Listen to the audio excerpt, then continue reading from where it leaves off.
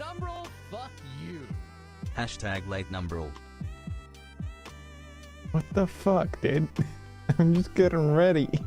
What the fuck? What the fuck? That was a follow. I don't know why you can't TTS follows. Thank you for the resub, Connor. I appreciate it. For the 5 months, dude.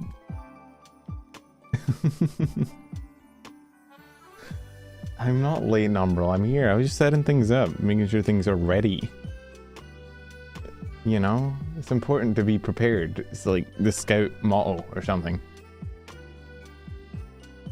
Season's greetings, everybody. It's the 22nd. So we've got 3 days before the big day.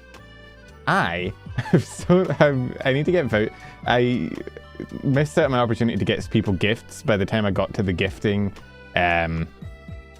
Everybody had already bought the kind of obvious gifts, so I'm just getting people vouchers, but I do not have them yet. I need to download them off of the internet. I'm such a good gift giver. I hate Christmas. I know it's very humbug of me. I think I'd love Christmas if it wasn't for the gifting. I don't like giving gifts. I don't like getting gifts. I don't like having to give gifts. I think the whole thing is just complicated. I don't mind Secret Santa. Fuck you. All right, just fuck you.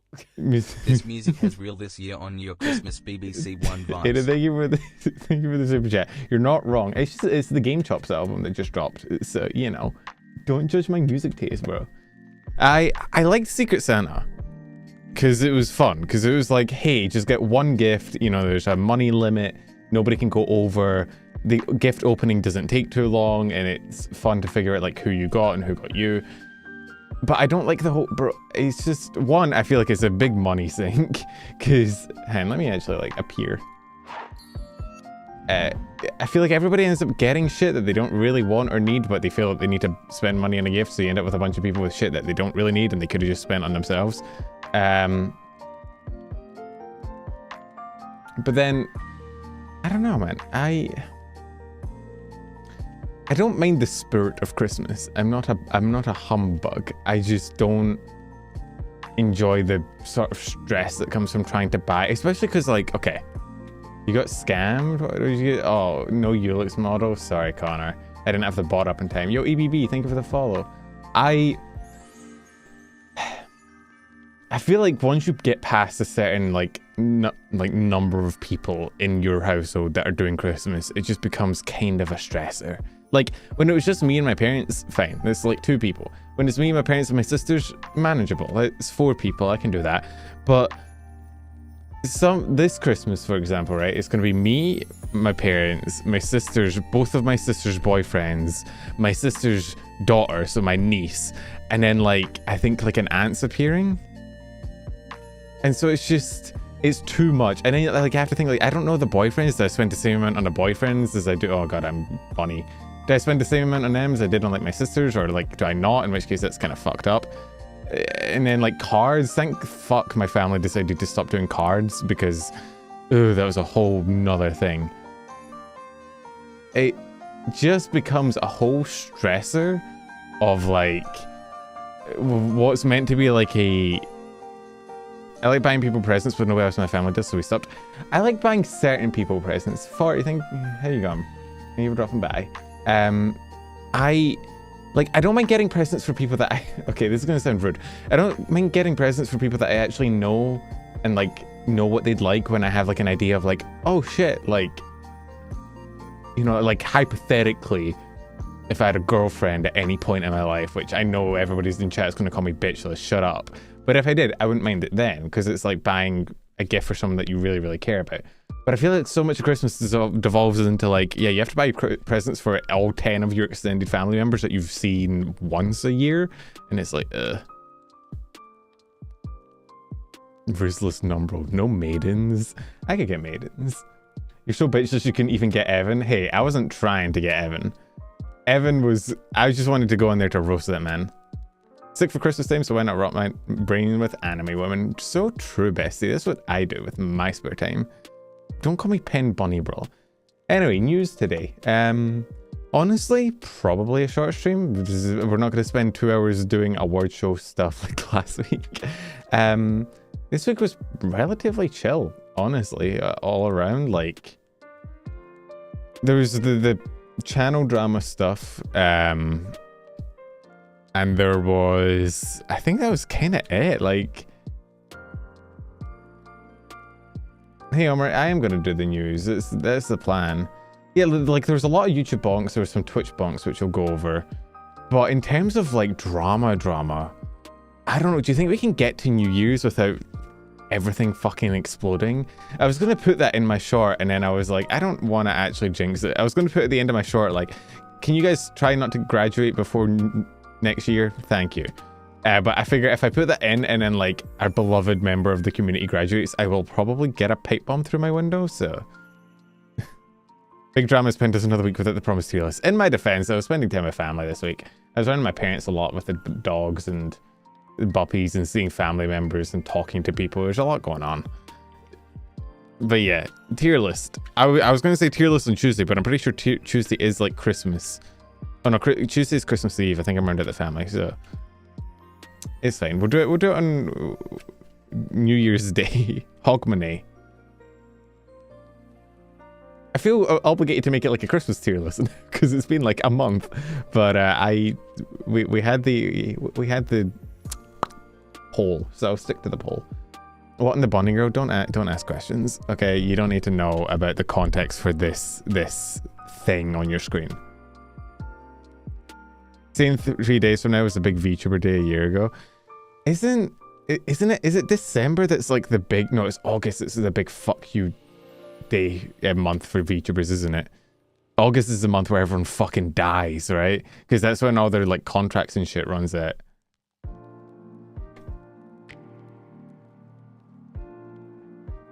I'm 26 in Japan.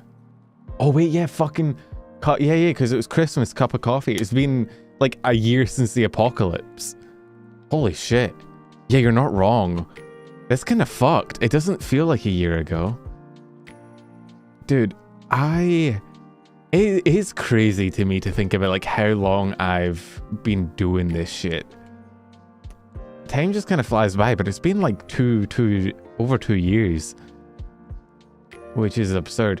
It's weird as well to think like how long I've known people as well, because they're still in my head. Like a lot of people that I meet through VTubing are still in my head as like, oh, new people, like new friends from VTubing. Oh, we just met them. But then I look and I see like our first DMs or our first Twitter interactions were from like 2.5 years ago, which is like, you ever, Baldur's Gate was 3 years ago? Just shut up. No, it wasn't. I'm a hag now. True. You're not wrong. No. Do you know what I was thinking about this the other day? You know what's weird in terms of like butterfly effect, right? It's like when I consider most of the friends that I have in the VTuber community now, right? Like I met a lot of the friends either like through the tier list or like through people I met through the tier list, right? Oh god, I'm Ulix pilled. Bring the bunny back. Sorry, somebody redeemed Ulix on Twitch. I met a lot of people through those tier lists. Like I met a lot of people that DM now that I'm friends with. I met through them, and it's weird to think like back then I just included people that I thought were cool. Like I would just chuck people in because I was like, I've seen their content, they seem fun, let's put them in, and then they might react and then reach out and then we have like interact, right? And it's kind of weird to think I would probably have never met them if it wasn't for me randomly putting them in a tier list. Like I am thinking of the rabbit specifically, right? Who, like, don't tell obviously, but is like my best friend now in fucking the community or whatever. And it's weird to think that if I didn't on a whim include a certain someone in a tier list like 2 years ago, we would never have fucking met. Isn't that fucking weird? Like, I don't know. It makes me think, you ever see those, I don't know if you guys were around for like those adverts, like, I don't know, fucking years ago, where it was, like people looking down at their phones and then they would like bump into someone and it would show like a a flash forward of them like meeting and like going out and being friends or going on dates, getting married, whatever the fuck it was, right? And then but then it would cut back and they'd be looking at the phone, and so they'd miss it, and it was all about like life's missing experiences or whatever. I think about shit like that regularly, not just in the way of like, man, yeah, what if I didn't, you know, do this thing? I wouldn't have met my like friend, but also it's kind of terrifying to think of how many of those opportunities you have missed, right? Like think about it from the other direction, because there's a bunch of shit I haven't done, right? There's a bunch of shit that I've had like ideas to do and I haven't done. Like, what if there's like my best friend is out there that I could have met and been like oomfies with and been like committed like besties for life, and we just never met because I decided to not do something? It's just, it's very scary. It fills me with dread. You could have also missed a greedy psychopath stalker that would steal your kidneys. That's also true. It's just weird to think about. It's weird to think about all the people I could have met and could have known and could have like had in my life that I might just not because I didn't do a random content thing. Yeah, what if there's actually a girl out there that would date me that I just didn't meet because I didn't do a specific VTuber video? Oof, that'd be so sad. The thing is, it's not even FOMO because it's not even like a specific event. It's just, it's scary to think about when I think about all the people I've met through random chance. It's weird to think about like all the people I didn't meet through random chance. Touch grass. Yeah, I'm gonna go outside. I don't know, man. I used to think about this stuff because my best friends in high school were... My dad actually predicted it when I moved to Australia. He was like, yeah, you're gonna get sat next to a guy and that guy's gonna be your best friend for your entire time here. And I was like, okay, fucking Cassandra, calm down with the fortune telling. But no, he was right. I randomly got put next to this guy. We both shared a lot of interests. I met his friends. And in that friend group that I formed in primary school when I was like 12, ended up being my fucking friend group I had when I was 22 after high school and in university and everything. Weird, right? Like my fucking seating placement, random seating placement in primary school dictated my long-term friendship group as an adult. Life is weird. I don't like it. I don't like the dice rolling. It's like a weird fucking roguelike and I don't get to rerun. Anyway, existentialism over. Shall we jump into the VTuber news? VTubers. New Ulix lore. New Ulix lore go crazy. I can say this because I've moved and I'm not really in contact with him anymore, so it doesn't risk doxing myself. I have a weird affinity with the name Bailey, because in every single area I've ever lived in, my best friend's name has been Bailey. Like I lived in Scotland, my best friend here was called Bailey. I lived in Melbourne, and for like the 6 months I was there, the guy I met and became best friends with over there was called Bailey. And then when I moved to fucking Perth, my best friend in Perth was also called Bailey. And it's like a weird conspiracy I have. I've yet to meet a Bailey through VTubing. If there's a Bailey VTuber out there, let me know, because we probably get along swell.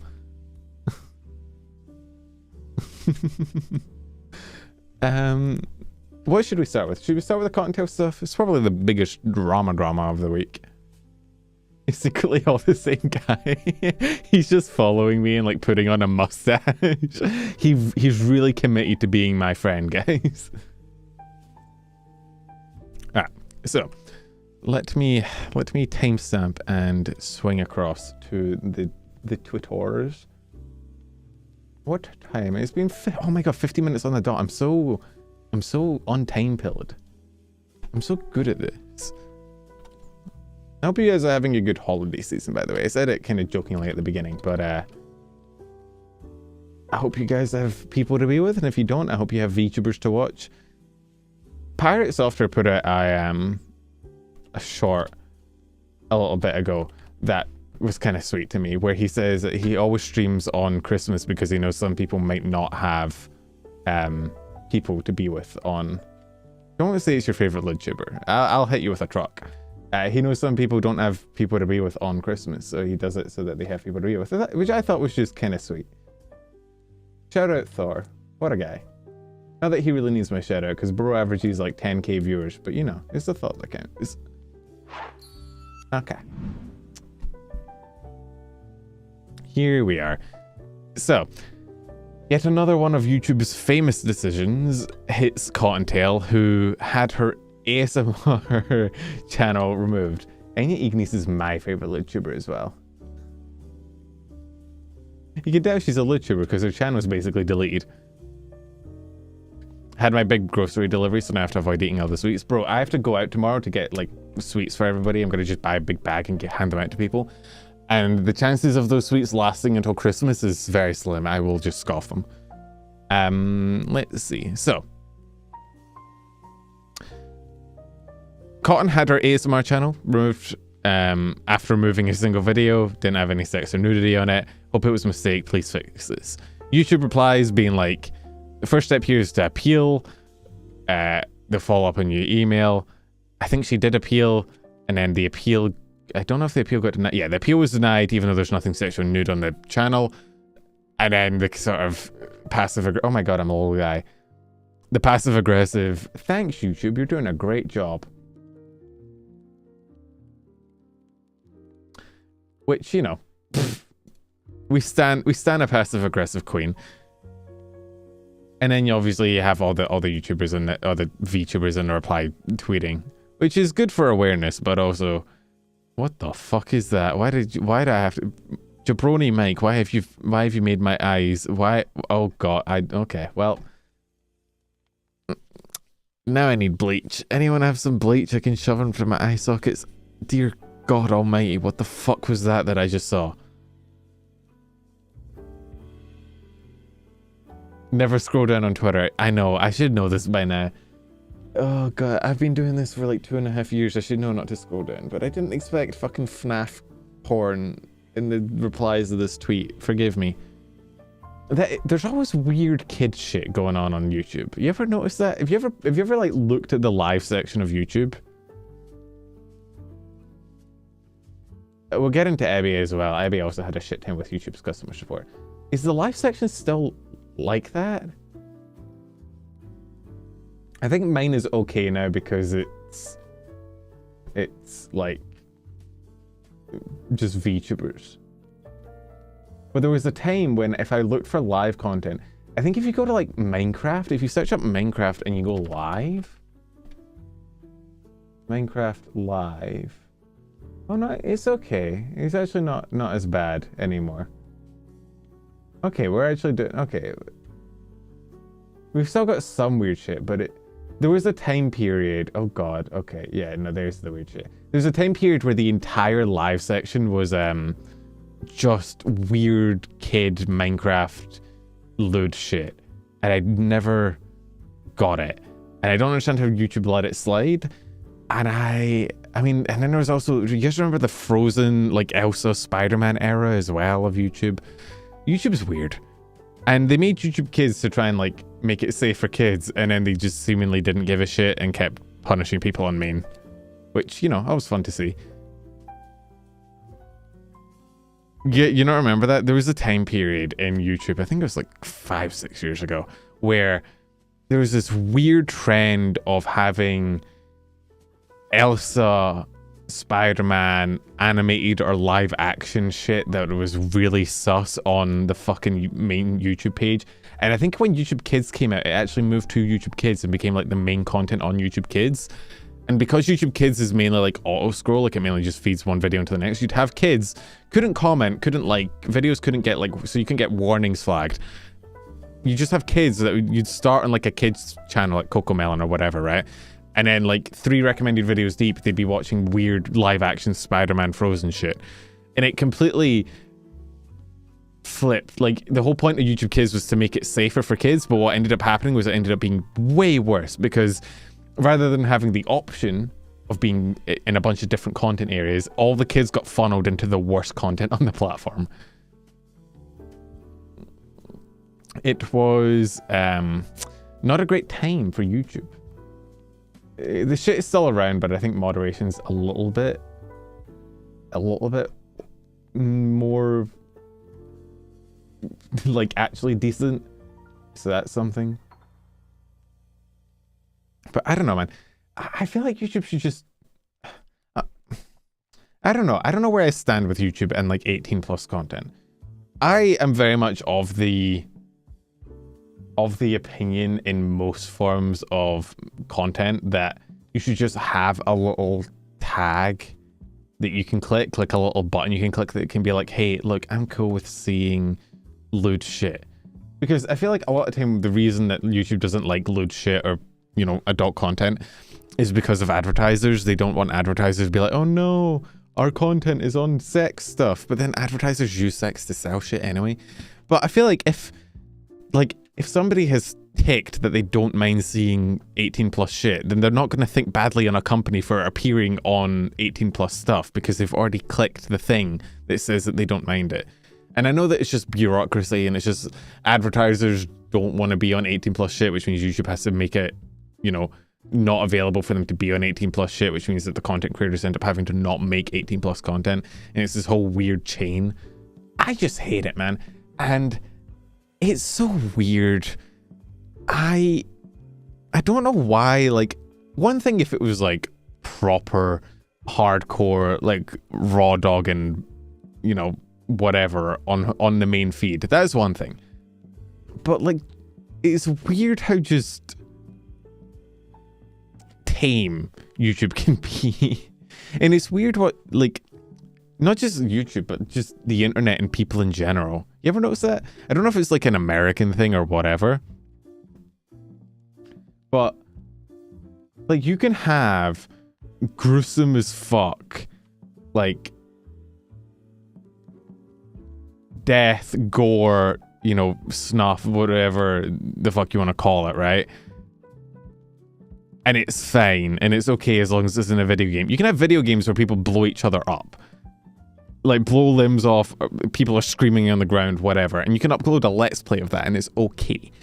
But if you upload, like, a hint of cleavage on an anime girl, it's apparently no-go. It's so weird. This isn't just like an internet thing either. It's the same in movies, right? Like, movies will have people's brains getting blown out and whatnot, but then will be afraid to show any sort of nudity.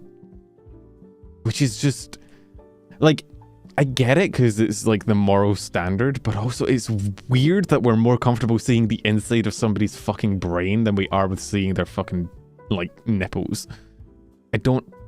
It's such a weird standard of content we have. I remember like, swear words as well are interesting because you'll have content that is like talking about like a really dark issue. You can have content talking about like a dark issue, like self-harm or depression or like wars in the Middle East or whatever. Like really deep, like complicated topics that require delving into the human psyche and like their belief systems and whatnot.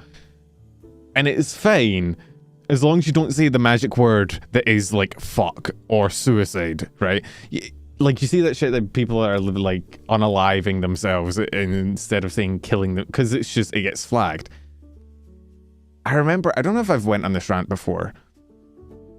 There's a book series, and we're going to get deep into, we're not going to get deep, it's going to be a quick little rant. There's a book series, right, where it's called Gone. I don't know if any of you guys have read Gone. It's not old, but it's like mid-2000s young adult book core. Kind of similar eras like Hunger Games and like Divergent and shit like that, right? And the whole concept was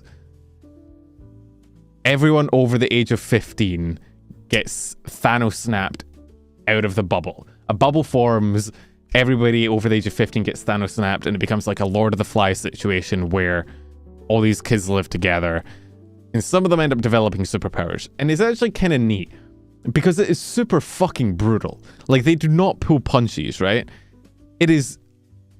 They go fucking hard. Like, there's cannibalism, a kid gets eaten from the inside out by fucking worms, like worms tunnel into his hands and devour him from the inside. A guy turns into a fucking boulder.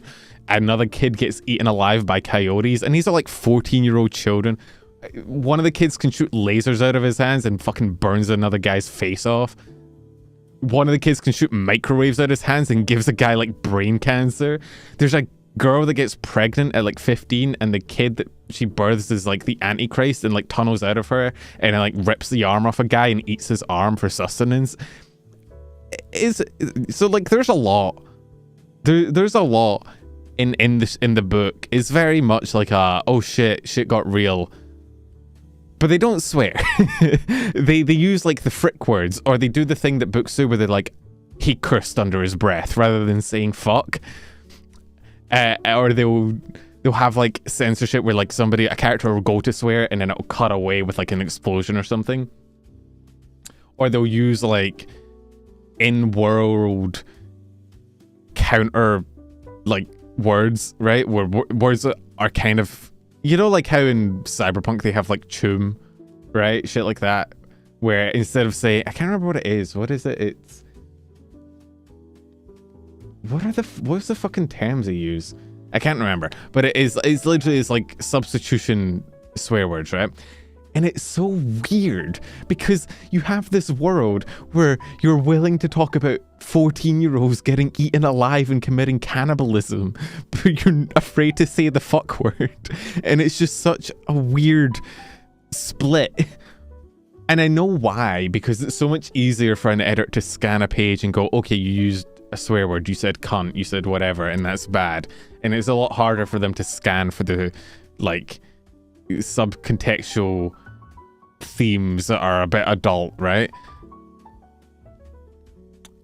But it's still a bit weird, and I see that everywhere, where, I don't know, it's just weird arbitrary rulings that we have for censorship. I think YouTube has it a lot. Like, you have to say the right words and do the right things, but you can still, a lot of YouTube feels like fucking balancing on a tightrope of like, you want to delve into the adult content because adult content does well, but you have to avoid saying or doing specific things. I have the hiccups, I'm so sorry. In order to not get caught by like the fucking dystopian overlords. And so, I don't know, it's weird. Because ASMR does really well. It's like, ASMR does very, very well on YouTube. I've seen it. Like, you have videos that are like an hour long getting hundreds of thousands of views. It's absurd. And for like VTubers, it's a very like tangential niche to go into of like, a lot of VTubers do ASMR. A lot of VTubers kind of, not pander, but like have a similar audience that enjoys ASMR of this sort of lonely guys. I'm sorry, it's true. And so it makes sense why so many of them want to go into it, but you also have to like fucking play Russian roulette with yourself every time you upload, because if you upload the wrong thing, or you upload in the wrong way, or you upload at the wrong time, or if you just get fucking hit with a random ban, you'll get yeeted off the platform and your entire content will just be nuked. Wish I got 100,000 views. I was looking shit up for WoW, because we've been playing WoW recently. We're playing that on Tippy's channel. We do that every Friday. And I was looking for like shit to help with, like, because Cataclysm Classic, the worst part of it, honestly, is that I don't fucking know what I'm doing. I get so many abilities, and I don't know which ones are good or bad or what I should be rotating. I've kind of got a grasp on it, but I was looking for like a rogue poison guide, because I have no idea what poisons to use. And then I looked it up. I was like, old WoW poison rogue, and then I saw a history of WoW poisons, and I was like, oh, click in. And then I was like, wait, I know this guy. And it was like a video from you from like 14 fucking years ago or something. And I was like, holy shit. I don't know if it was I think it was like 10 plus years ago or something like that. It was an old video. It was fucking weird to see. Famous on the WoW side of YouTube. You've been doing it for a fucking while, bro. This old YouTube. But anyway, yeah, on the ASMR side of thing, you do have to kind of, I don't know, play the Russian roulette game of, will this get me banned or will this get me famous? The poison video is so old. I'm pretty sure it is like, let me see, I'm Googling, I'm looking it up. Where is it? History of poisons. Is that what it's called? Yeah, it's 11 years ago. Holy shit.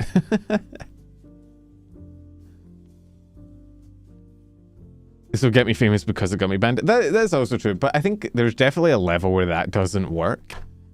There's like a weird balancing act with that, because if you get your channel deleted, if you get, you know, censored or whatever when you're really small, you won't get any really traction of it, you won't get any followers or whatever, you'll just die, your channel will die and it'll fucking plummet, and you won't get enough traction to get attention to it, so you won't be able to get YouTube's to like revoke their decision, which that's another fun part of, you know, the whole system we live in right now of like, hey, did YouTube fuck you over with their decision? Oh, well, do you have over 10,000 followers? No, go fuck yourself. Like, if you can't raise a big enough fucking drama about it, then you don't get a resolution, right? So if you're too small, getting cancelled, getting, you know, your channel banned doesn't do anything for you. And if you're way too big, it won't do anything because you probably won't get discovered. Like Iron Mouse getting her channel, hey Golden, hang on, Iron Mouse getting her channel, you know, nuked wasn't a good thing for her. Like that didn't get her enough traction for her size to be worth it, and all it did is kill her channel for a moment in time and nuke a lot of her video views and whatnot. But there's definitely a sweet point somewhere in there of like, if you're at the right size and you get cancelled in the right way, you definitely can get traction off of it, but it's probably not worth it in the long run. It's I can't imagine my channel getting nuked, bro. That shit would traumatize me. I'd cry. We'll probably talk about Merryweather later. I did see his tweets about the visa shit. But yeah, I would 100% fucking BRB supporting you. Fuck you, Tiffy. I'll get you banned on Twitch again. But you know, because the thing is, right, I feel like with Twitch, sure it's bad, especially if you're partner, especially if you're follower. But I feel like if you're on Twitch, like maintaining your fan base, getting them back would be easier because you could go to your Discord, you could go to your Twitter, you could get them back, and you'd probably still hit like a decent amount of your concurrent viewers because they're coming back to streams, right? And all that maybe getting banned on Twitch and having to make a new channel or whatever would do is maybe like cleanse your fucking dead followers, which, hey, lower number, worse person, but it's not, it probably wouldn't kill you as a content creator. YouTube though, your YouTube channel getting deleted, fuck it, you're just dead. It's just over. It's GG. Like, you lose your account, you lose all your subscribers, which getting those back would be absurd. You can't do that because it's uploads, it's shorts, it's long form, it's just GG, no re, go next, right? And then also you have the whole thing of like, you lose the entire fucking backlogs. Here, I heard you're a fan of my poisons. It's a very helpful history. I also watched like 5 more of them because I was like, fuck it, I want to know what WoW was like back in the day, so thank you for those. But you lose all your backlog and you lose all your other accounts. Like you lose your VOD account, you lose your second account, you lose every video you've ever uploaded. So your entire backlog of content and all the ad revenue and awareness that was generating for you, it is like, it is a fucking death sentence, right? And the fact that it can just happen, here's the thing, right? I feel like you should not be able to, I've said this before, you should not be able to go from zero YouTube strikes to a channel termination in like a week period. That just shouldn't be possible. You shouldn't be in complete good standing and then immediately to death without like in a one night sleep. Do they insta delete content or is it on the server backed up? It's generally backed up. Most of the time when somebody gets their channel deleted, they do eventually get it back and then the content gets restored, so it doesn't get wiped, which is decent. But I've always you should not be able to go from 0 to 3 in like the whole point of a strike system, right?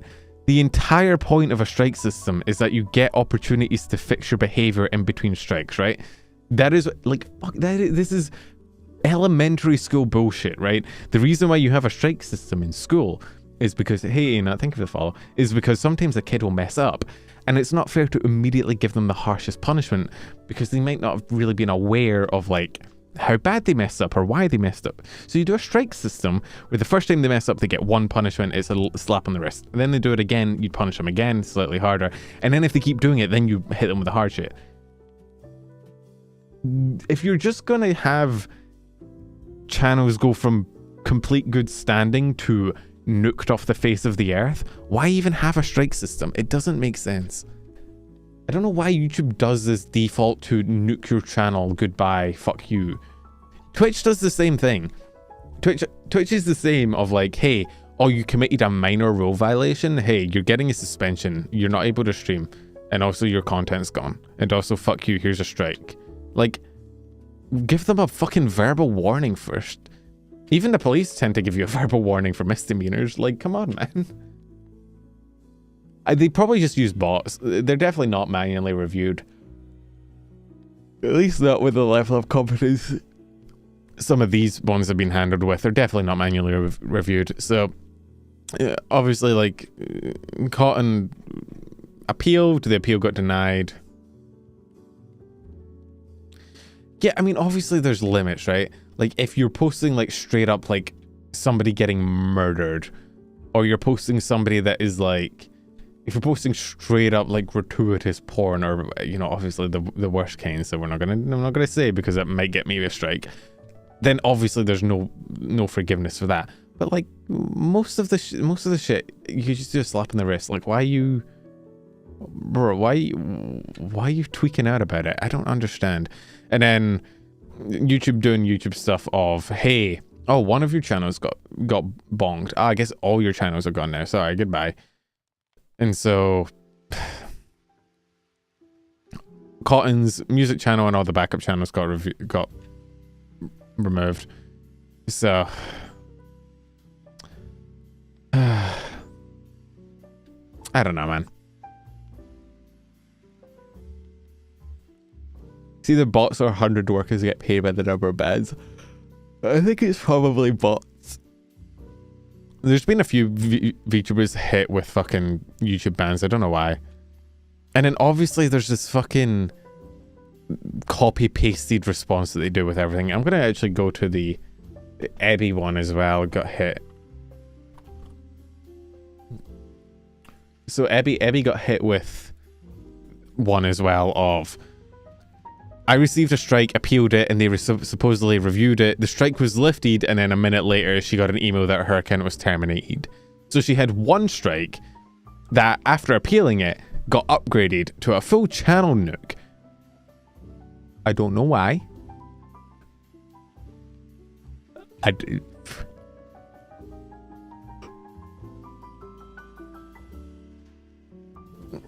It says right in the guidelines that they use bots. Bonnie Barkshaw read through it on stream recently. I mean, that doesn't surprise me. With the amount of content that YouTube is putting up, there's not really any way to do it without bots. But I think, here's the thing. I don't necessarily mind using bots to flag content, but they shouldn't be able to, like, automatically nuke an entire channel. Strikes.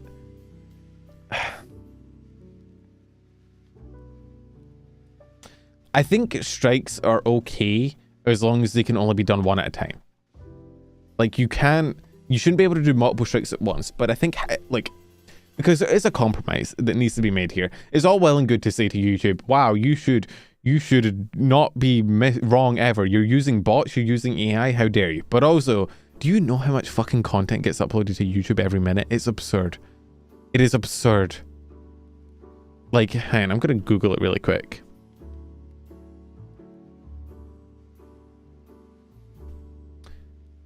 YouTube gets 500 hours of video uploaded about every minute.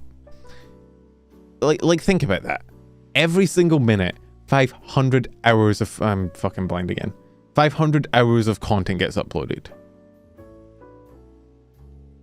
You cannot physically, like, think about that from a man-person perspective, right? If you wanted somebody to watch every YouTube video uploaded, right? That means every minute you need 60 for an hour, 500, 3,000? 30,000, sorry. You would need 30,000 people doing nothing, no breaks, no minutes, whatever. You would need 30,000 people just constantly watching YouTube videos. Fuck you. They want to get rid of users to free up space. That's why they're false banning Thank people. you for the super chat. I don't think that's what it is. YouTube has no real incentive to try and get rid of their creators. I think they just don't care as much because they know there's always going to be creators available. Freeing up space doesn't make sense because if they wanted to get rid of creators, they would just shadow ban them. They wouldn't outright ban them. They would just cull them from the fucking algorithm and then they would die on their own and then YouTube wouldn't be held accountable. So I don't think they're banning people to free up space, especially because there's fucking channels out there that upload like 12 hours of bullshit every day for no reason. There's people that use YouTube like a fucking video storage service. But apparently take 9.3 billion hours to watch all of YouTube. Yeah, that's just without the backlog. This, if you started today, you'd have to hire 30,000 people to watch. It's not feasible. You have to use bots, you have to use AI. But bots and AI should be limited to administering one strike at a time. And then bots and AI should not be able to administer the final strike. There should always be a human behind the decision to terminate a channel. More so if that channel is like established and has been around for a while.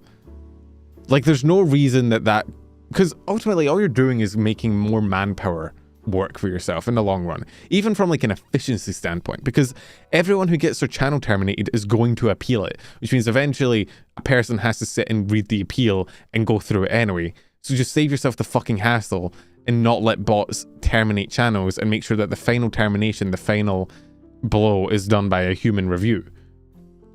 Bots shouldn't be able to issue any strikes. I think it's okay for bots to issue strikes. Not strikes. I don't know. I think it's okay as long as it's one at a time and they can't stack up, because then the creator can appeal it and then it can get reviewed by a person if they think it's unjustified. And ultimately you end up with a person still reviewing it, but because strikes are okay as long as they're not all at once. I think that's important to realize, right? Strikes are meant to be a warning. Like, the strikes are meant to be a warning. Strikes go away. They don't stick with your channel forever. You get a strike, and then if you don't get another strike for a while, the strike goes away. So they're meant to be a warning. They're meant to be a warning system for the creator of, hey, here's what you've done something wrong, make sure, blah, blah, blah. But they're not used that way. That's not how they are. Currently, the way the strike system works is you have no strikes, and then you get 3 strikes, and then you're immediately getting your channel terminated. Or you just jump the queue and go to channel termination. There's no warning system. So I think it's okay on paper for bots to administer strikes as long as they're being used in the warning system way, because on one hand, a creator can, if it's one strike, a creator can be like, hey, I don't think the strike is right, and they'll be like, okay, sorry, we'll have a guy review it, guy reviews it, says you're right, you get the strike taken away. Or if you're a creator and the strike is valid, you have a chance to change your behavior, change your content to not get struck again. The problem is right now, I think what happens is the bots don't see your channel until they stumble upon it, and then a bot flags 7 of your videos at once, you get 7 strikes, you get immediately terminated, and there's no human that gets to step in. You're supposed to get a warning first, and if you don't do anything bad for a year, you're fine. If you do, you get an actual strike. You can get up to 3 strikes. Strikes are meant to be a warning, and I think they're okay as a warning. I think the 3-strike warning system works if you use it that way. But it's just not used that way. Hey Cookie, how you going? If it was me, I would be limiting bots to administering 1 strike at a time within a period, right? Only 1 strike for old content, I think, would be my overall rule. I'm doing all right. We're just coming with some news talking about YouTube drama. Everyone's getting nuked. Well, that's the problem, right? Like, if it was me, it'd be like, okay, you can get 1 strike for old content, existing content. When the bot finds you and it scans your content, you can get 1 strike for all your existing content. Uploads after that can get new strikes, but you can appeal them, and a bot can never delete your channel. I just don't think a bot should ever be able to delete a channel. I think that's just bad, because it's always just going to end up with more work for everyone. It's just shit. But we got this as well. How can a platform bleach fairness and transparency while pulling stunts like this? And then,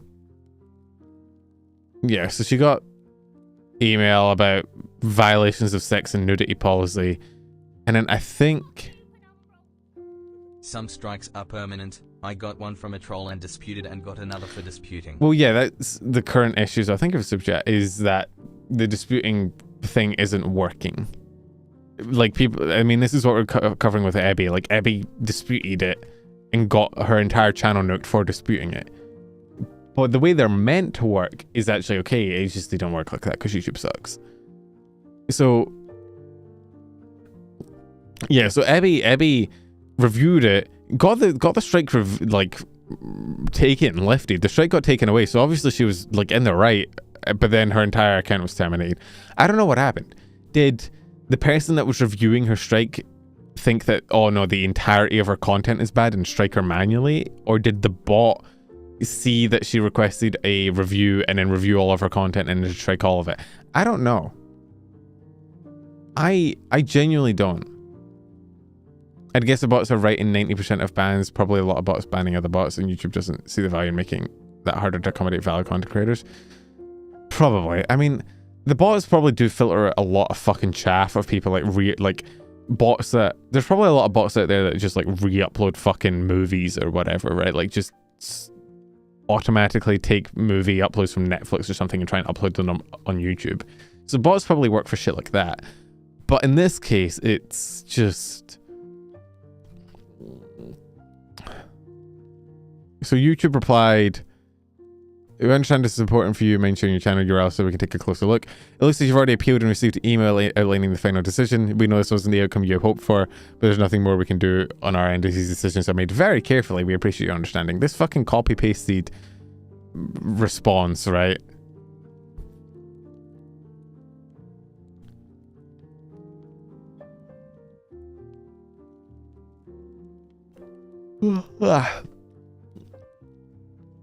So,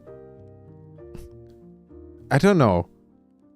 It looks like I'm permanently banned from YouTube despite having just one strike. And then, yeah. I don't know how I'd deal with fucking losing my entire channel. That'd fuck with me, honestly. Especially going from 0 to full deletion is horrendous. Not getting any fucking warning or any flesh tubers getting hit like this, I haven't seen any. Like, I've never really, but I mean, okay, you have to VTubers definitely hover on like the border of sexual content. I mean, I'm not familiar explicitly with Ebby's content in terms of what she uploaded. I don't know if she uploaded ASMR or what. I don't know if there's any archives of her YouTube videos, so it's kind of hard to judge what she could have been banned for.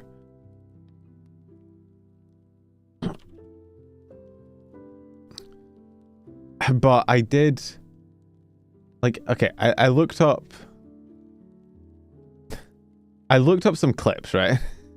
I typed her name into, and to be fair, this isn't her clips, this isn't her channel, but I looked up clips of her, and so just to see kind of like, okay, what is the vibe? And then there's definitely a vibe to the clips.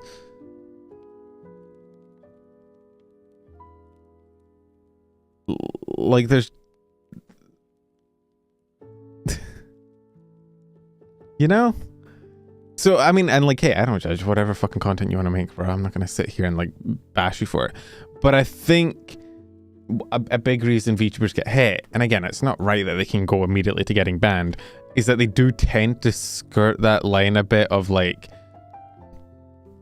lewd content that isn't necessarily breaking TOS. For her channel, sorry, more time. Well, that's a hard thing to judge, right?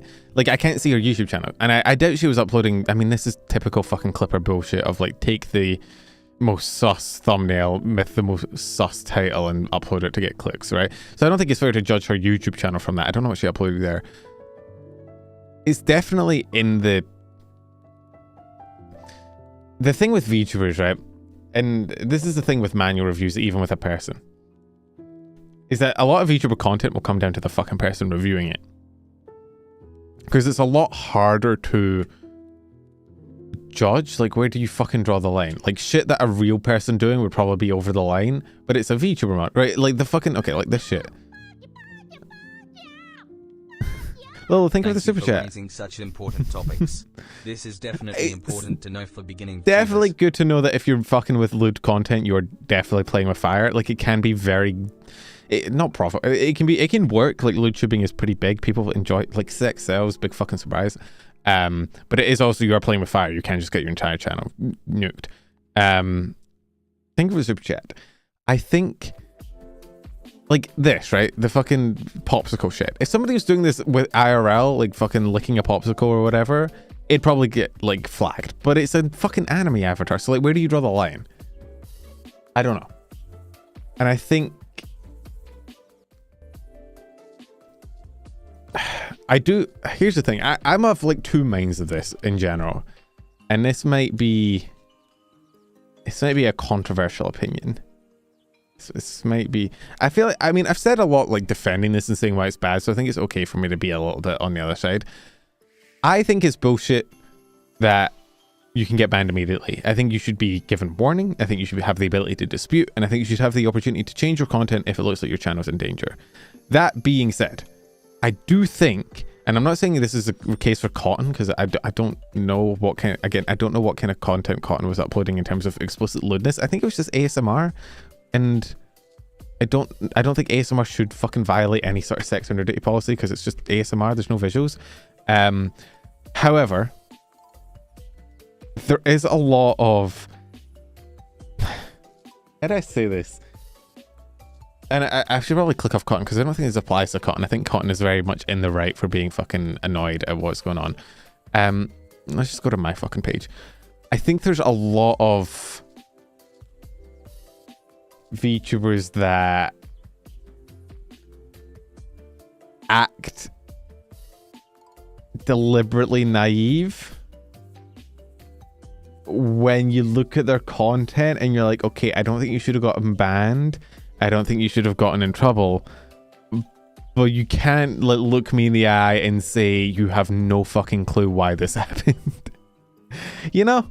Like, it's like, okay, it's like when my streams get demonetized. I still think it's bullshit. I think YouTube's still in the wrong. I think YouTube has still got a shitty system that demonetizes me, but I don't sit here and act like, what did I get demonetized for? I didn't, like, I swear like a fucking sailor. I talk about everything. I don't censor myself. Like, Kana doesn't fall in that category. Kana's, I mean, again, I don't listen to ASMR because it freaks me out, but from what I've noticed, Kana doesn't really do lewd content, at least from what I know, from what I've seen of her channel. And I know Kana's also gotten a strike on her ASMR, I think it was. Kana, from what I wear, is generally more on the wholesome side. Like, she doesn't really do lewd shit, right? She does, I think it's more like wholesome ASMR or like just relaxing ASMR. So Kana getting hit with a strike feels bullshit, right? And I think, I mean, sorry, I'm picking up cards. I dropped my cards. This is also a thing of like, why it's important to be honest, right? You can be honest and being like, hey, I do upload lewd content, but I don't think it's fair that I got hit with these strikes, right?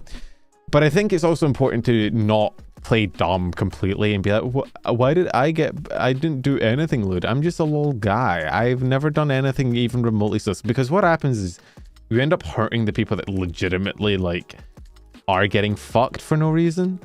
At least in the non-lewd sense, right? Of, if you act naive and you try and fight it from the angle of, I didn't do anything sus, I'm completely innocent, there's absolutely nothing on my channel that could even be remotely interpreted as lewd content, I think you muddy the water for people that legitimately have that fucking argument. If you approach it from the avenue of, hey, look, there's lewd content there, but it fits within YouTube's terms of service, and I didn't get the appropriate number of strikes in order to fix my content beforehand, immediately banning my channel is bullshit. That's a much stronger argument. I think that's fair. A lot of VTubers, and this isn't just this specific case, this is also Twitch. You see it on Twitch a lot with models and shit, which is frustrating. Like, a VTuber will debut a model that has like fucking no clothing, right?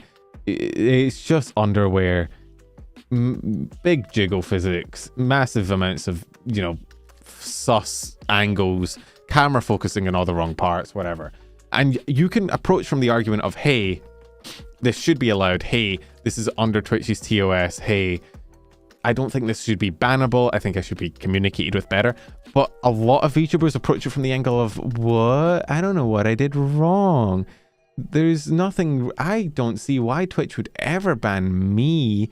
This doesn't make any sense. And it's like, bro, come on. Like okay. I think the biggest indication of this, and this isn't me trying to be like a dick or like focus on somebody, right? There was a tweet. It kind of got clowned on, and I kind of felt bad for her because nobody likes getting clowned on twitter.com.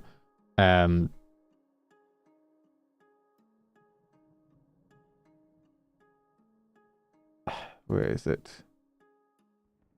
I'm trying to see if I can find it, but I don't know if I'll be able to.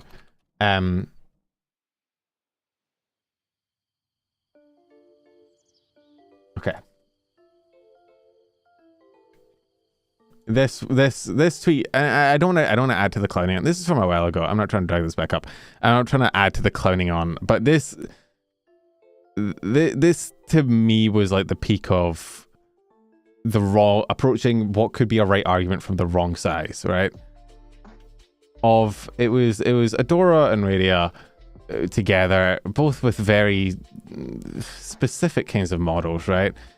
And they got a hit for sexual themes, and they came at it from the I accidentally zoomed on my chest for 5 seconds while I was trying to adjust my mascot. No sexual themes, no violations of dress code, no exposed bits. 5 seconds. And Adora, I think, quote tweeted it being like, "Hey, I was in a business suit. I don't know what Twitch could be possibly angry about." And it's like, and she kind of got. I mean, it went a bit far. People got kind of fucky. It left the VTuber sphere, which is never good, and which always leads to harassment and bullshit, right? So it wasn't a fun thing to see, but also a big sort of aspect of a lot of the quote tweets and whatever was, please be serious, where I think people were frustrated at the approach of what could you like the fucking ignorance of what could you possibly be mad about? What could you possibly be angry? Like, you specifically designed your model in a way to, provoke some sort of like, I don't want to, I sound like a fucking boomer. I was going to say sexual gratification. It makes it sound like I'm 80 years old. But you know what I mean? Like, there's definitely like a reason behind a certain design. Because somebody posted, because the inevitable thing with this is that, oh, you think big tits are inherently sexual? And it's like, no. But when you have a V cut and a dip all the way down to your fucking midriff, that is, right? And so people did like art and stuff of like, hey, if you were actually wearing a business outfit, you would wear it like this. This is how you would show up to a business, like if you were going for a fucking job interview. And the reason why I bring it up is because I think it hits on like one of the big overlying themes of all these times VTubers get banned, is that I don't think you get a lot of sympathy from the general community outside VTubing, because a lot of the approach is acting like you can't even comprehend of why somebody would ban you. You can't even comprehend of why somebody would be would think that you're breaking sexual guidelines, right? What about flesh tubers in their IRL swimsuits not getting banned? That's fair. That is the argument you go for. You go for the, hey, other people show just as much skin and don't get banned. What the fuck's up with that, right? Other people are in more revealing content. There's fucking flesh tubers, which is a weird fucking term, that have like, have you seen the girls that like are set up with like the lowest cut tops, and then they've got like mirrors behind them so you can see the back of them as well? And it's like, right?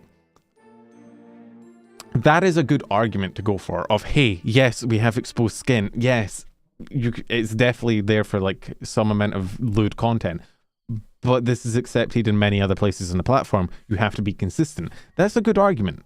Fair argument. You should go with that argument. Again, my argument on all this isn't, yeah, VTubers should be banned. Yeah, this is all fair. Yeah, these platforms are in the right. Absolutely not. They're still in the fucking wrong. But you, I think, need to approach it from the defendable argument of, yeah, this is sexual, but it's within the guidelines. It's within the lines of content that should be allowed. Not, what? I don't do any sexual content. There's absolutely nothing sexual about it. What? Yeah, I feel like that weakens your argument, because it kind of feels like you're just trying to get away with shit. The same with VTubers that debut models that have like no clothing or covering. You can have it. I don't care, right? And yeah, there are live, like, you know, normal streamers on Twitch that have even more revealed skin, and if they're getting away with it, you should as well. But don't approach it from the angle of, I didn't do anything wrong.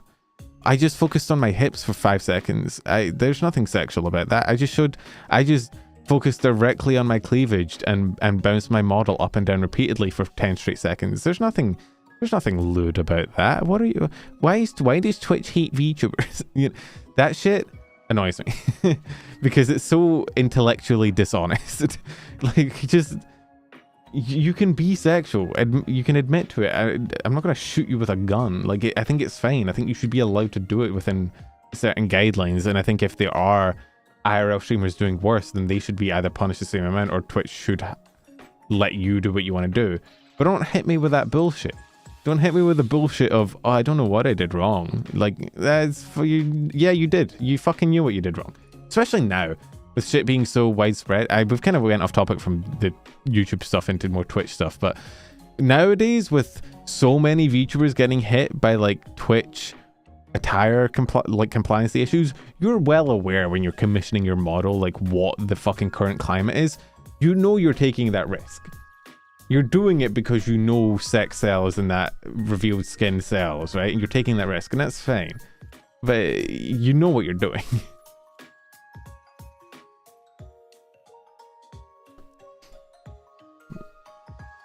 You know what, Penumbra? Fuck you. All right. Fury, thank you for the super chat. Why do I feel like I hear you talk about this like once every 3 to 4 weeks? Because it comes up once every 3 to 4 weeks. Because like, it is. Thank you for super chat, Fury. I think it's a common problem of. There's definitely a bias against VTubers. There's definitely. Platforms are definitely a little bit more weirdly litigious towards them. But there is also a little bit of a persecution complex going on in the community, which I know that sounds weird to say both of those side by side. But there's definitely a thing going on in the community of anytime a VTuber gets any sort of like strike or whatever, the entire community rushes to be like, what the fuck? Twitch, how could you? Twitch, how could you do this? Twitch, why are you so bad? And you kind of like, you know, you kind of get there and you're like, okay, I actually agree that she shouldn't have gotten a strike, but also please don't act like she had no idea what the fuck she, like, it keeps coming up because every time VTubers get banned, it's always the same argument of, I didn't do anything wrong in there. It's, I don't know, man. It frustrates me because you know what it is? It's the thing in every argument. I think the most frustrating things when you're arguing is when the people you agree with make a bad argument. You guys notice that? I've noticed that a lot with, like, anytime I notice, like, political debates, is that I actually get more angry at the people that I agree with because I agree with them. They're on my fucking side. Stop being so goddamn stupid. Make a good argument. What are you doing? I agree with you, please. Like, it's the worst fucking part. Like, I actually get more angry at people that I agree with on principle who act like a fucking moron in the arguments because I'm like, bro, you are making me look like a dumb fuck because your arguments are trash. It's ugh. I had that with debate teams. It sucks. It's can't argue politics at all. Politics sucks. Honestly though, I think I'd probably rather argue politics than VTuber politics.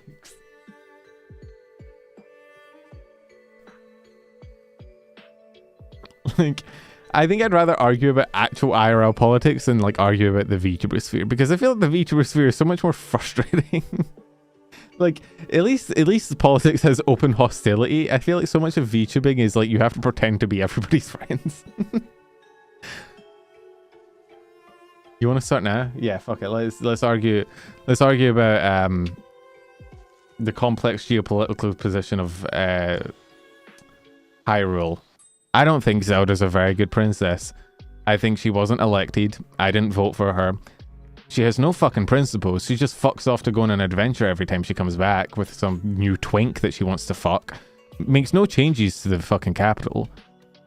What, just because she can do magic, she gets fucking elected, she gets to run the entire country? Excuse me? She was sealed away for 100 years. She doesn't know about the modern political climate. What is Zelda's stance on foreign immigration? Does she know about foreign immigration? No. Do you know why she doesn't know about foreign immigration? Because she was fucking off with the Triforce for like 10 years. Oh, you could master the Triforce of Wisdom. Oh, you can cast magic spells, yeah? Can you run an economy?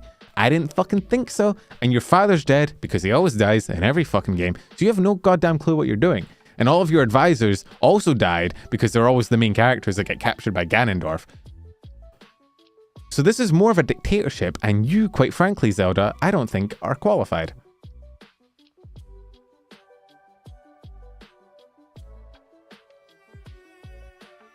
I'm just saying. I think we should make Hyrule Hya again. Vote Link. He might not have very strong principles, but at least he won't yap non-stop. Drink some water. Yeah, sure. Hang on. Thank you.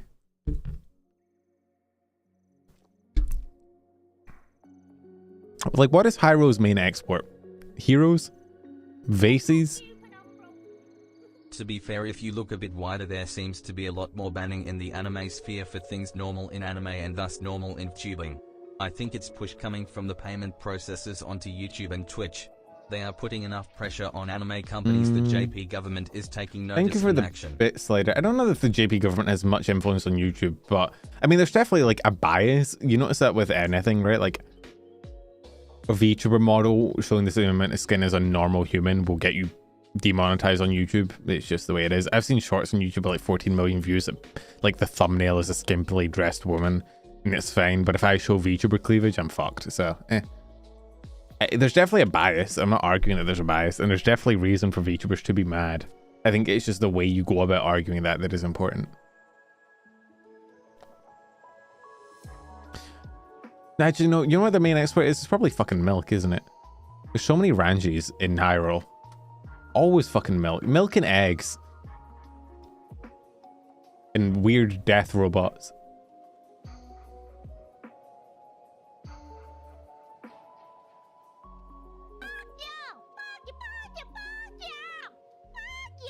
I mean, the JP Gov is taking action against the payment processors trying to shut down anime stuff. Maybe, but I don't know if that would affect like the EN side of things as much, you know? Thank you for the bits. Like, I don't know. I'm woefully undereducated on how fucking YouTube works behind the scenes, but yeah. Isn't basically feudal England like every fantasy setting? It's more. Is it feudal England? You know what's weird? When I rented this place, under the property type description, it was listed as feudal, which I don't know if that means that like a knight's gonna show up at my door one day and like duel me for my bedroom.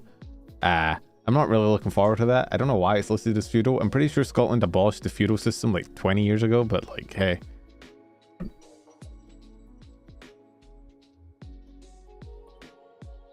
If it's payment processors, it 100% affect the EN side of things because there's like 2 in the world. Oh, interesting. If Visa is putting enough pressure on the JP seeing it, you know they're putting pressure on YouTube and Twitch. Oh, is that what you meant by payment? Like Visa and shit? Okay, yeah, that makes sense. Means you're a peon? 20 years ago only? Yeah, hang on. Wait. When did Scotland abolish feudal system? Scotland abolished its feudal system in November 28th, 2004. So it was about 20 years ago. I don't know how that works. But I'm pretty sure like the feudal system is like the land was owned by the royalty and then the royalty rented it out to you, and like you didn't technically own it, you were just renting it long term and it wouldn't be passed down to your descendants. 2004 is been here too long? I don't fucking know. Don't fucking ask me. I was 4 years old. I don't know what was going on with the political climate. I think the way feudalism works is that the land is owned by the monarchy, and then when you quote unquote buy it, you don't actually buy it, you don't get land ownership rights, you just rent it for like a lifetime. So you keep it for your lifetime, but then you can't pass it down to your descendants. I don't know why it took that long for them to abolish it, but it did. But yeah, so my house is still currently listed as feudal. I don't know if that was the period. I was going to say it could be the period it was built in, but that is just any time around 2004, so it doesn't really tell me much. Land is owned by the local feudal lord in the vast majority of cases. That would make sense. I think I've said this before. I live like at the foot of a massive fucking hill range, which this might dox me if you're familiar enough with Scottish geography, but it's fine. I mean, what are you going to do? Come to my house? And there's like 5 towns that it could really be. So, but I live at like the foot of like a massive like hill range, and the entire every town in this, like at the foot of this hill range, is owned by like one fucking super rich family that lives in a like an actual castle like halfway up the hill. It is very like D&D core. I live in like the first town that a party visits in their D&D campaign. I would give you a quest, is basically what I'm saying. So it being feudal kind of makes sense because I imagined this place was owned by whoever lives in that big fuck off castle.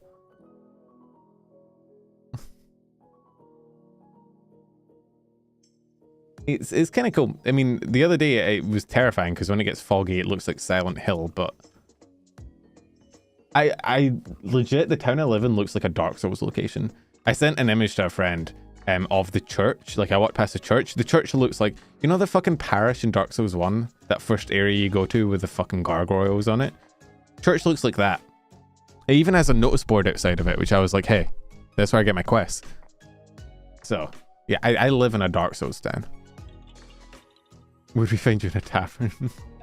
I'd be sitting in the corner. I give you... What my quest would be... Okay.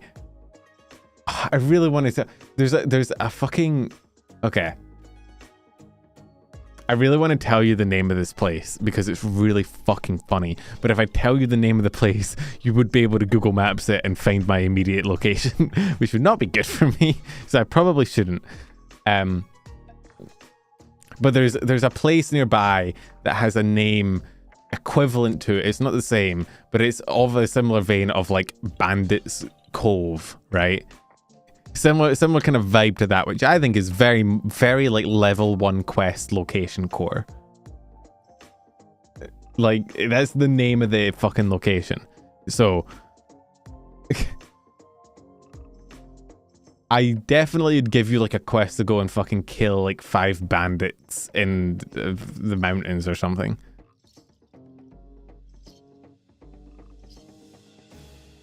So,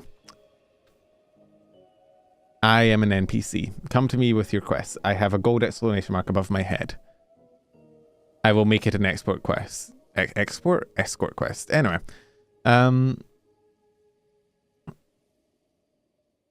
What should we do? We talked about the channel stuff.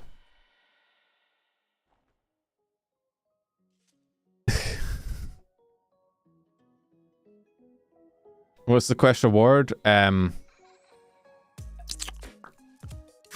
copper.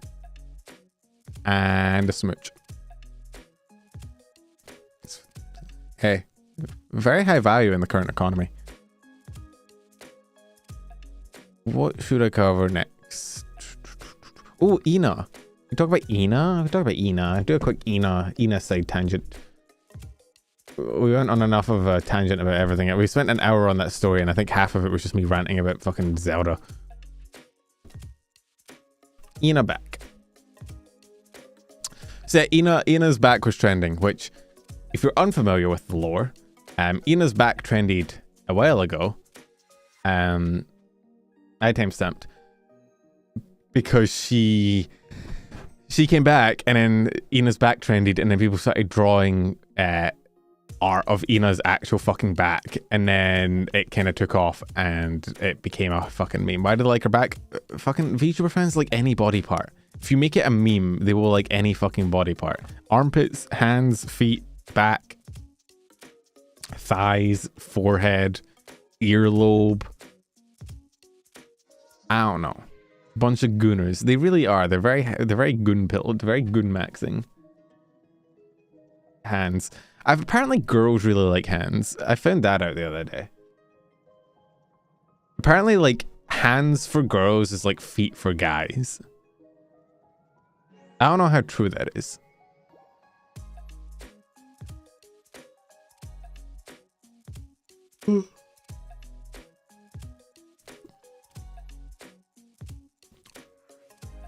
Hands is a common girl fetish. Yeah, like I didn't realize that. I didn't realize that like it. Guys that hate feet. Well, I guess there's girls that hate hands as well. I don't know. Guys actually like feet. I mean, some guys do. I don't know. Fucking fetishes are weird, bro. Although I do struggle with the whole thing of like how much of the feet fetish stuff is actually real and how much of it is just like memes. You know? Like how much of it, because it feels like statistically speaking, if it's a fetish, every guy on the internet can't have it, right? But it seems like every guy on the fucking internet has it. At which point, I don't think it's a fetish. I think it's just like a normal sexual preference. Don't want to ask questions you don't want the answer to.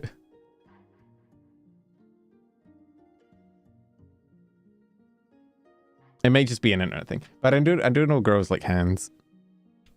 Girls also like forearms. Girls also apparently like veins, which is fucking weird. That's weird. You want to talk about weird fetishes? I feel like guys always get the short end of the stick of people dunking on them for weird fetishes. Liking veins is crazy. You fucking vampire? You into the circulatory system? Get the fuck out of here.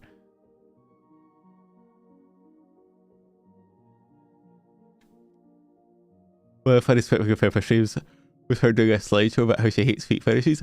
Was that the one where she revealed her fucking feet and she mixed them in with a bunch of other feet, and so like to like mask it? So brave calling all women's crazy. I'm just saying, liking veins is strange. Like liking veins is like 3 times weirder to me than liking feet. Is that crazy? I don't think that's crazy. Feet to me are like neutral, where I'm like, I'm not one of those people that's grossed out by them, but I don't want to put them in my mouth. Veins are fucking weird though. Veins make me uncomfortable. I do not like veins. I see them and they're like, because it just reminds me that there's blood pumping and I don't like it.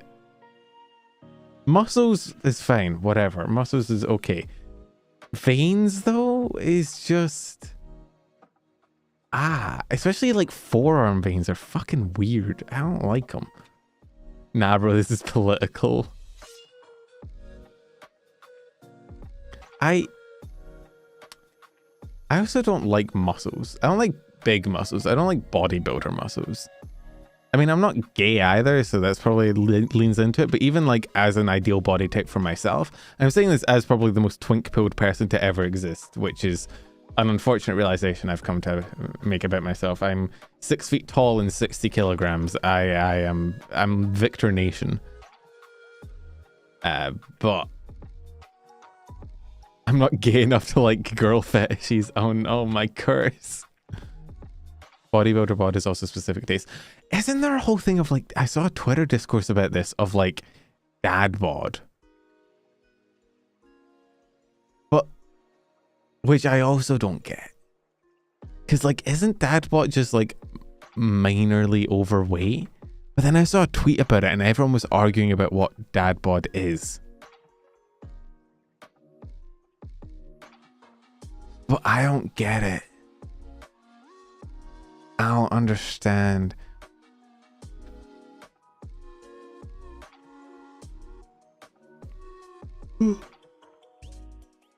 Really, I don't know what true dad bod is. There was a fucking Twitter discourse about it of somebody being like, man, this is why I love dad bods. And then they posted like somebody that was actually like relatively fit and they had like fucking pectoral muscles and everything. And the entire comment section was people like, no, that's not a dad bod. This is a dad bod. And then 15 people being like, no, you're wrong. That's not what a dad. It was weird.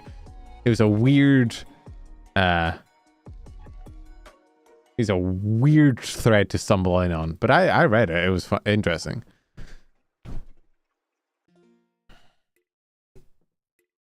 Oh. I don't know. I mean, the thing is,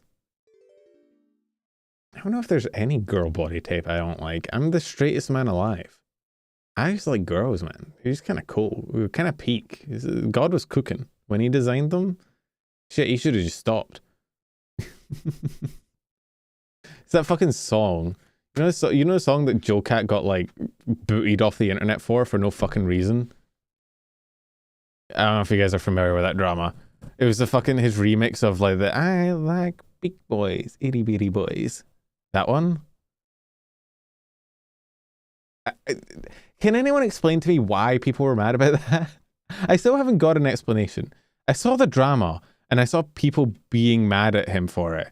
I still don't understand why people got mad at him for it. I genuinely, no, it's not even like a thing of like, oh, because people are dumb, oh, because people are stupid. No, like I genuinely don't even know what the like stupid reason was.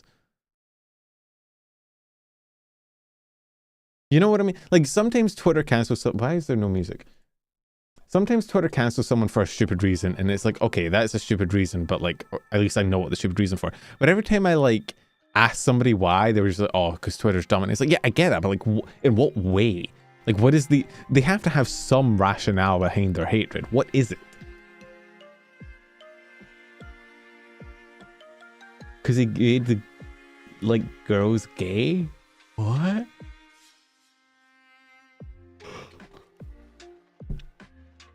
Is it just because he, like... what? Because he liked girls, but in a gay way? What do you mean he liked girls in a gay... That makes me more confused. Fellas, is it gay to like girls? I don't... Even you guys explaining it to me is bewildering me. If you use a more massive model to sing a song, there'd be no problem. So is it... The problem is I can't look at the comments of the video. I tried that. But when you look at the comments of the video, all the comments nowadays are just people going like, man, I can't believe he got cancelled for this. Man, I can't believe he got chased off the internet for this. And it's like, okay, but what do people chase him off for? I don't understand. Because, wait, okay, I'm not gonna lie. I thought he got chased off by the people that are like, I thought he got chased off by people that are pro like LGBT. But the way you guys are saying it makes it sound like he was chased off by fucking homophobes. Which is completely different from what I thought happened.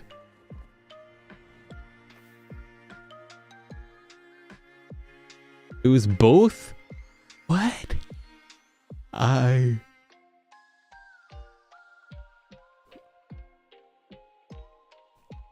don't understand. I don't get it. It's weird. I'll have to ask Lopi at some point. Lopi will probably know. That girl is fucking drama pilled so fucking much. You know, I get most of my news from her. Whenever something happens, I get it from her, so I have to ask her. She'll probably fucking know. She won't remember? Oh, contraire, motherfucker. Lovey has no fucking memory for anything. Couldn't remember her own birthday if she tried, but for internet drama, she thrives off that shit. As long as it doesn't involve her. She eats that shit up.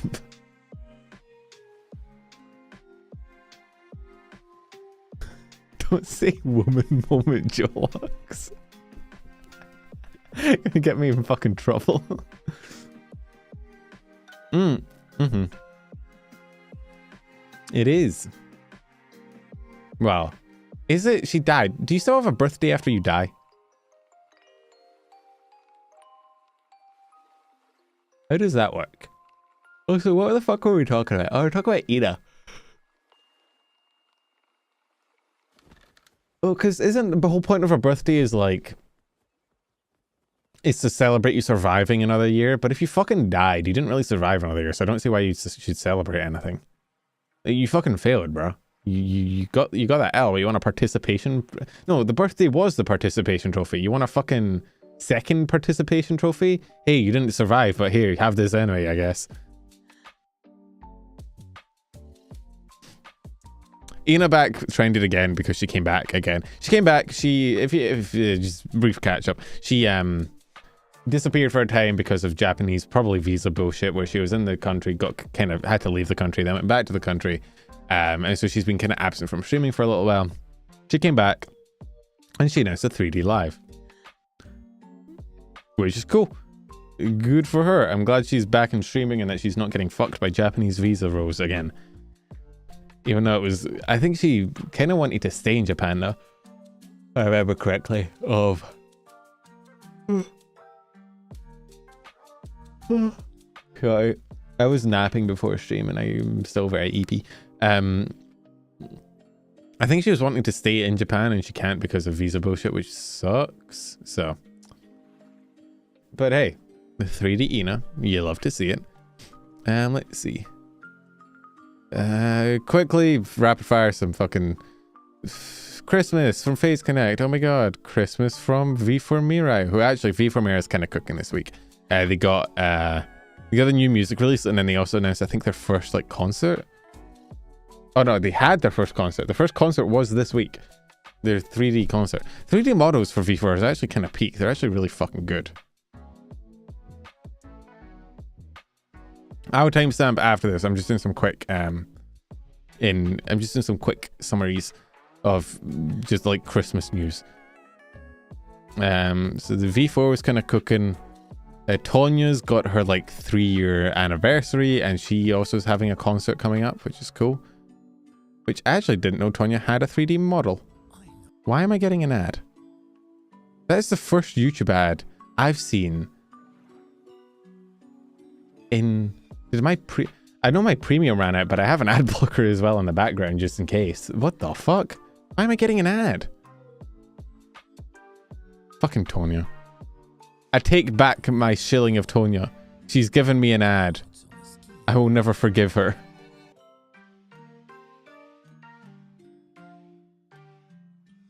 It's fine. Oh, another fucking ad. Holy shit. Yep.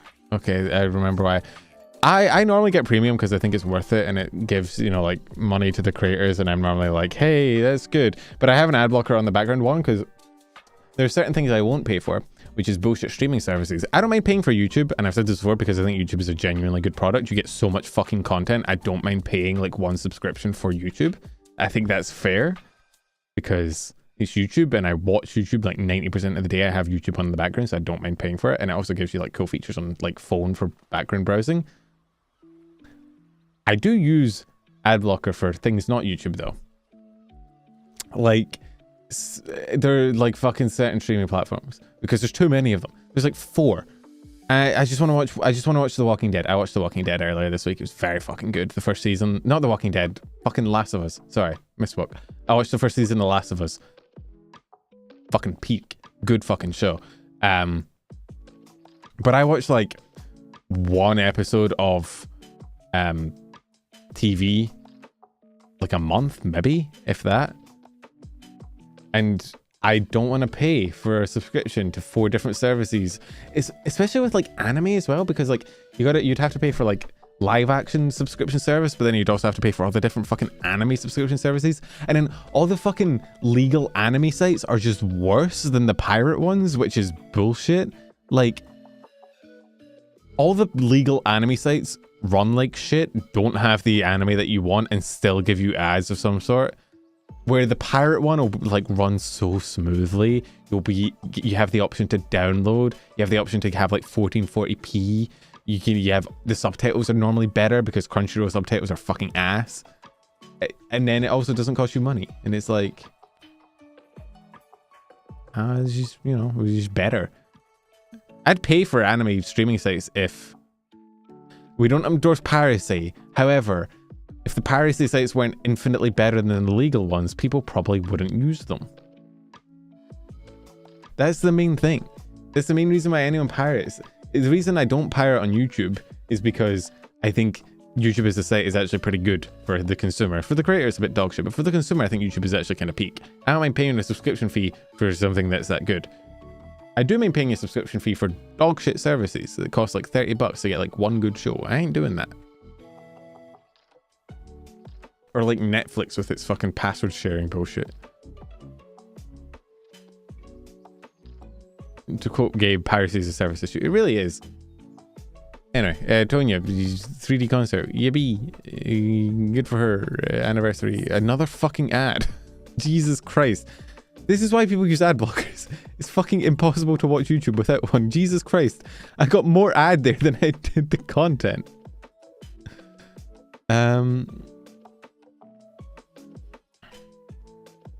Let's see. What other quick news? Vshojo had a charity D&D, which is pretty cool. It was a fucking Dice Hard, which is a peak name. And it was cool for charity, for Gamers Outreach, which is, I believe, like a mental health. Oh no, it's the Kids in Hospitals one. What's the mental health gamer charity? I can't remember. But yeah, it's cool. Let's see. Okay. Oh yeah, and the hololive holiday special as well. Where I think they misspelled, I think the hololive like fucking Twitter intern misspelled Biju's name, which I think is really funny. Because her name is Biju. I think they called her Biju. Because everybody calls her like Bibu or Bibo or, you know, like nobody calls her by her actual fucking name. Which I think is very funny that the actual official hololive people misspelled it. Let's see.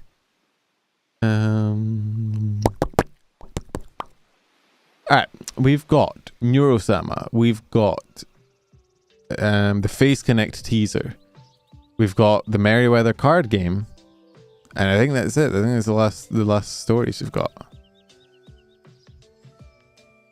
What do I want to talk about? What discussion shall we have? What shall we yap about, chat? Certified Yapper Boy. Her name is Biju, her nickname is Bibu, and the whole channel put Biju.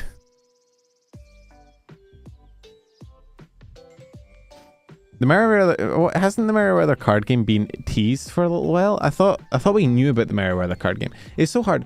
No wait, because there's the Gamersup's card game. There's the Phase Connect card game. Did we not know about the Merryweather card game?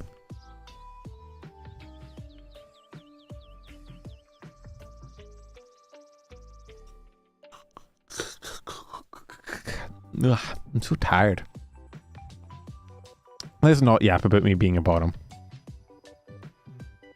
But yeah, is V Royale. World's greatest trading cards. Collect, trade, battle with your friends. Blah blah blah. Vtuber Battle Royale. It looks like there's 17 talents. Okay, how autistic am I? How can I suss out? Well, that's Joel, right? It's got to be Joel. That looks like Joel. Is that Camilla? That's Pia, right? V-Card. Isn't V-Card the Gamersup's one?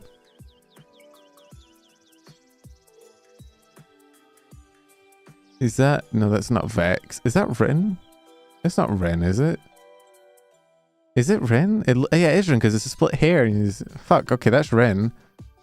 That's Katie. I think that's Pia. Oh no, that might be... shit, I'm forgetting their name. They're on Taco's bar a lot, or they were. It's not Chim. Somebody in chat is gonna know it, and it's gonna make me dumb because I should fucking know who it is. I can't believe I'm blanking on the name. I'm googling it. No, it's not. No, Kimrai. It's not Kimrai. It's. I think that might be Mimcubus. Yeah. Look. Okay. Look at it. Look at the silhouette. Look, and then like, man. That's Mim. I think. I don't know. The red is different, but it might be a different outfit. There's a version that isn't blurred. Yeah, but this is fun. You don't think this is fun? You don't like doing VTuber Who's That Pokemon? I enjoy doing VTuber Who's That Pokemon. So I think it's Joel, Katie, Mim, Rin. I don't know if that's Camilla. I don't know. The red hair is throwing me off.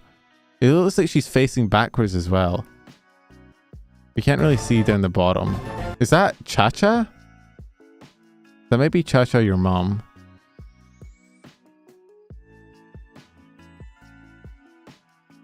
Who is this? Looks like they're wearing headphones.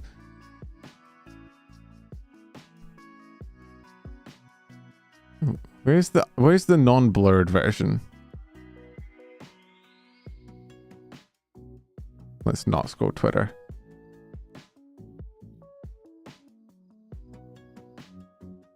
Had new artwork in the banner at Holiday Maxi.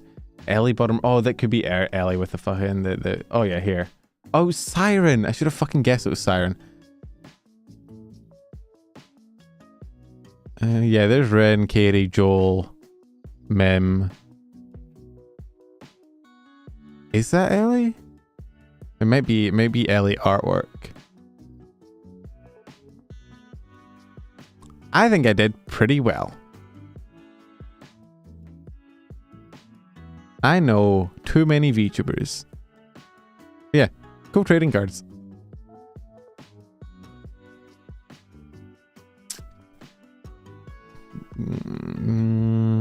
Oh yeah, I also saw Mary had fucking visa issues as well. Let me see if I can find those. But I think Mary had issues getting into America. Oh wait, yeah. Shit, did you guys see the fucking male VTubers engagement bait shit? That shit was cringe. That shit was ugh. Fucking is such peak VTuber engagement bait of, oh my god. Okay, there was a trend, it was like a few days ago, of like male VTubers was trending, and I was like, oh shit, what are we doing now, right? And I figured it out. There's a big trend of people going like, where are male VTubers? I want to support you. Male VTubers, oh my god, you know, there's a whole thing of like, this is a female dominated area. I want to support male VTubers. And all it was fucking engagement bait. There's people looking for male VTubers to respond and reply and like promote themselves in the comment to try and bump up their fucking engagement. They didn't actually give a shit about male VTubers. And it was very cringe and very ugh. And it's some engagement bait I don't mind. Like, I think most content is engagement bait to some fucking extent, right? Like, you're trying to get people to engage with your content. I think it's okay as long as it's like makes an interesting conversation. Like if your engagement bait is, hey, what is your hot take about the VTubing scene? That's engagement bait, but I think it's okay engagement bait because hey, that's actually an interesting conversation. But if your engagement bait is just, hey, interact with my post, please, is the same as fucking the people that are like, good morning, say it back. That shit, that it's not bad. I'm not gonna fucking shit on people for it, but it's kind of cringe.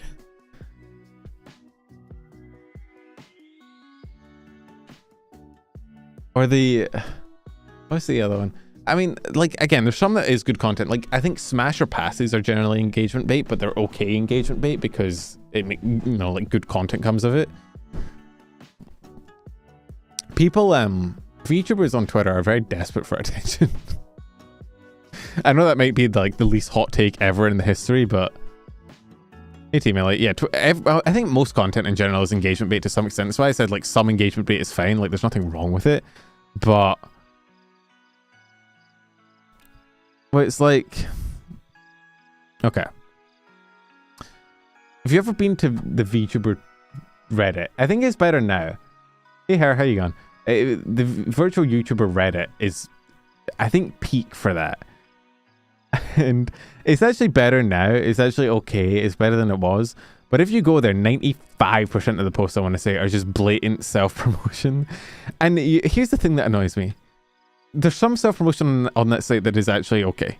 There's some self-promotion that's good, right? And there's some self-promotion that I can't hate because it's just straight to the point. It's like, hey, I'm streaming this now. I don't think it will work for self-promotion, but whatever, right? But there's a certain, like, group of people on that Reddit. Not like a specific group of people, like a type of person on that Reddit, who their form of self-promotion is just taking the most unfunny millennial ass fucking memes and slapping their model on it and reposting it. And it annoys me. And it doesn't work unless their model has big tits, in which case it does work because everybody on the internet is a fucking 14-year-old boy that sees titties and is immediately like, oh my god, upvote. It's because, yeah, that's the world we live in. Well, good self-promotion, I think, is like, okay. Like, you know Kiri from Globy, the racing giraffe VTuber. I think she does good self-promotion. I see her on Reddit a lot, and I see her on Twitter on Shorts. I think she does good promotion because she's fucking funny, and she has a theme to her promotion, and she makes very specific, niche jokes in her community that work to attract an audience that enjoys that type of humor, right? Good self-promotion is an actual funny joke that you came up with yourself that is like high effort and like high quality. A bad self-promotion is taking like the Gordon Ramsay idiot sandwich like image and then just putting your VTuber model in the idiot sandwich. Or people will like put their model in the fucking like Drake meme, you know, the fucking meme from like 20 goddamn years ago of like Drake liking one thing and not liking another, and they would just take an existing Drake meme like fucking pineapple on pizza or some bullshit, and then they'll just put their model smiling and their model not smiling, and it's like, bro, dead ass, I have never not laughed at a meme less. That sentence didn't make sense, but you got the vibe. Like, some content on that Reddit is okay, so much of it is just fucking unfunny. I hate unfunny. I do not like unfunny. If you want to self-promote, that's fine. If you tell a joke and it has effort behind it and it just doesn't land, that's fine. I hate unfunny, uncreative bullshit. We talk about how bad r/virtual YouTubers is, kinda, yeah. Again, I don't mind it entirely. It can be good for news and it can be good for like some self-promotion. Although I had a bad interaction with virtual YouTubers in like my early time doing content creation, and since then I've kind of become disenfranchised with it. They're very Reddit core. Do you know what my issue with a lot of social medias is? Here's my issue, and I've only really noticed it because I actually know a bit about VTubing now, and I'm actually like, I speak to people that are in the know, and I'm actually aware of a lot of things behind the scenes, right?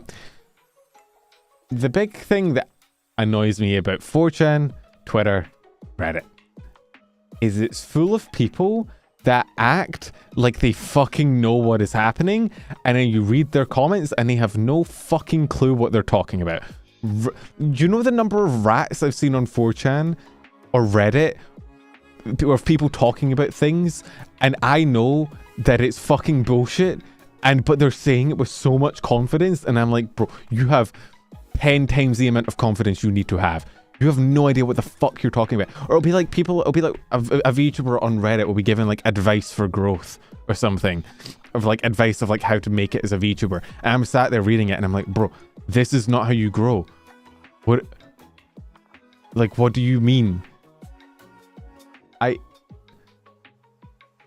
And it's just because some of the advice will grow. It'll be like things that are like kind of right, but are just like so not enough to grow that I'm genuinely in awe. And it's just like, there's a lot of like hard work and commitment will see you through. Like, nah, it's not really. You have to like channel that energy, or like you have to stream at these specific times in this time zone in order to hit it big. It's like, nah, if you stream Minecraft at any time and that's all you do, it's probably not gonna work for you, buddy. Like, it's just, I know a lot of behind the scenes things in it that are like, I know too much now. I'm like fucking Cassandra or whatever. Like, I have too much knowledge. It's just all about luck. So you just got to get lucky. You got to stream every day and just hope you hit it big. Oh, upload shorts, bro. Shorts are really good. You should just take your clips and like upload them as shorts, and you'll do amazing. Oh my god. Oh my, like, yeah, it's not a bad idea to upload shorts. You should be uploading shorts, but unless you actively know what you're doing and can make shorts well, you're not fucking Rin Penrose. It's not gonna work. Please. Oh my god, the number of times I've been browsing virtual YouTubers or something and I just see comments by people that very clearly don't get the medium. Or even like the growth thing, I think at least comes from like a good place and is like, is somebody trying to help another person. I'm not gonna like shit on that too much, even if it is someone that doesn't know what they're talking about. The thing that annoys me the most, and I see this about news a lot as a news tuber, right? There'll be some news story coming out, and like I'll know behind the scenes what is going on, and like I'll know that like the talents aren't happy, or like there's some bigger drama or something, right? And it's blatantly obvious to pretty much everyone that does know VTubing and is familiar with like agency drama that like, oh, shit is like not good, the talents aren't happy. And then you'll go to some fucking place like r/virtual YouTubers or something, and it'll be filled with fucking comments that are like, man, all these people speculating and they don't even know what's going on. You should just support the talents. Unless the talent says explicitly that something is wrong, we don't know there's something wrong. So we should just, you know, just show up to streams and be supportive. Don't ever speculate about anything. And it's like, bro, if the talent could hear you say that, they would punch you in the throat. You have no fucking clue the level of bullshit that is happening. You are just so completely removed from the entire, like, you, oh, I hate that. That's probably one of my biggest pet peeves, is the people that are like, why do we need to talk about news? Like, why do we need to talk about drama? Like, why can we not just be positive? And it's like, my brother in Christ, there are people in agencies that are almost being like fucking illegally exploited and they can't say anything about it. So we need to be like aware as a community that shit is going on. It's very important that we're aware that shit is going on.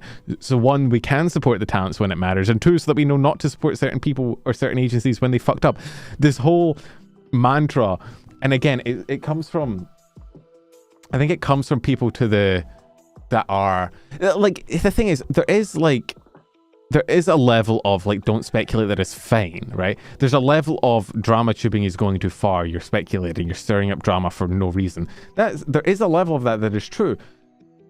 But there's also a level of like overly toxic positivity where it's people that just want to plug their ears and fucking pretend like everything is fine and that there's nothing wrong in the world. And it's, if you personally don't want to interact with drama, that's fine. But the people that want to act like everything's fine and also want everyone else to act like everything's fine and want nobody to talk about anything being potentially bad ever because, oh, they annoy me. they frustrate me. Especially, like, I think it comes from very self-centered people. I think it comes from people that are so focused on their own growth. They only want to grow on their own, and they're so obsessed with projecting this image of themselves that they are positive and good and don't care about drama and don't want to care about drama, and that they only want positive shit. Yo, Lolo, thank you for the membership. That they've gotten so far into that they're just like willingly ignorant to the shit that's going on. And I see more of the overdrama than under. There is a lot of overdrama, but the thing is, I think overdrama is rightfully chastised when it needs to be, right? When somebody overly dramatizes something, people rightfully call it out quickly, right? But I think there's not as much backlash on the over positivity of, guys, nothing's wrong, everything's great, we should always be positive. Like, it frustrates me so much. Because it's such like an easy shield to hide behind of, I don't know what's wrong, I'm just being positive. And it's like, yeah, but I'll fucking strangle you. Because there's a balance to it, right? There's a balance of, you need to be critical, especially now in these recent times when we've kind of, every agency has been fucking exposed as being kind of bullshit behind the scenes, right? You need to be somewhat critical, but you can't be so critical that every time anything happens, you're calling out like, oh, Hololive L, oh, Hololive's a black company. I called that shit out when it happened. Like, Fauna graduated and some people were talking about Hololive going a different direction, and there's a bunch of people that immediately were like, Hololive's a black company, and I was like, that's not fair. How could I be so late? The shame is over. Yo, Weary, welcome to the stream. So there's a balance to it, but so many people want to live on like both extremes, right? Of either everything is bad all the time, speculate, dramatize, everything is bad, everybody's evil, everybody's out to get you, or nothing is wrong, everything is fine. If you talk about any sort of bad news, you are a fucking drama tuber. If you talk about any sort of negativity, you are the scum of the earth. And like, there's no middle ground. Nobody wants to talk about middle ground. It's fucking, ugh, I hate it.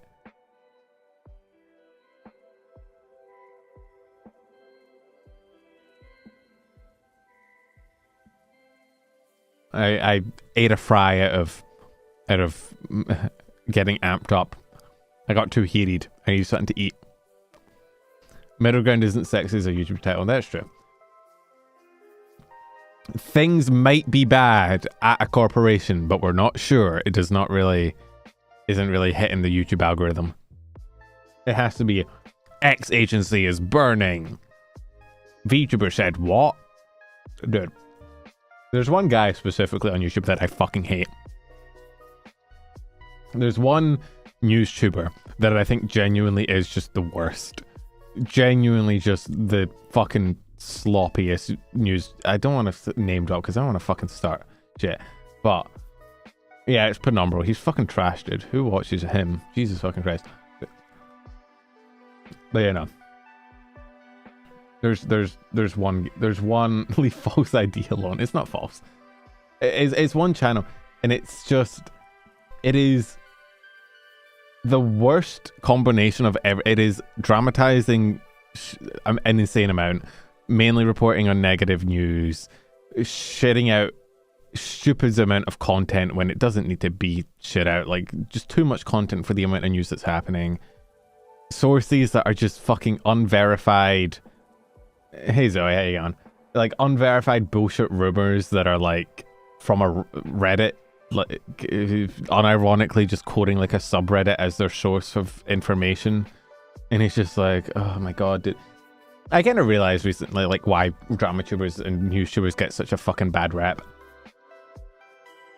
Like, I used to be one of those people that was like, I don't understand why we get such a bad rap. Why do people hate us? Why do people not like news tubers? It's so weird. I'm just trying to do my best. And then I saw what like 95% of news tubers are like, and I'm like, you know what? No, I get it. The majority of news tubers are fucking bad. They're not very good at their job. There's a few good ones. I'm not saying it's all of them. There's a few ones out there that I'm like, you know what, you actually do a decent job. Most of them are kind of shitty, in my opinion.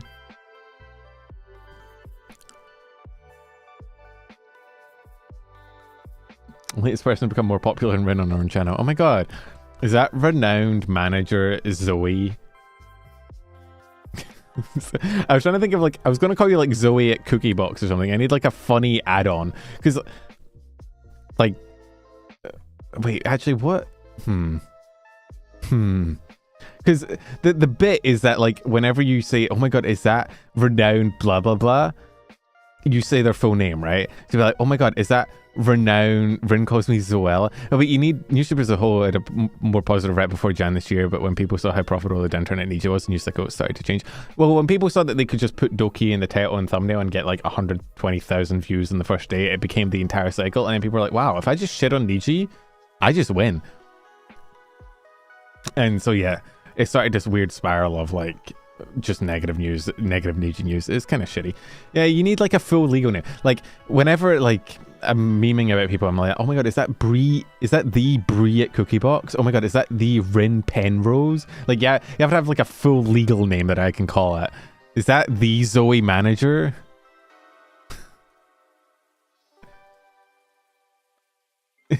Zoe manager has a similar ring to John Vtuber. You've met John Vtuber, now get ready for the final boss, Zoe manager. 2023, I actually used to watching YouTubers whenever I didn't have time to research what had happened recently myself. I feel like watching YouTubers now is basically fucking pointless. A lot of time. Like, you're not getting an unbiased view of the news. You're just going to get whatever the most spinnable fucking drama is. I don't think have I collabed with Rin?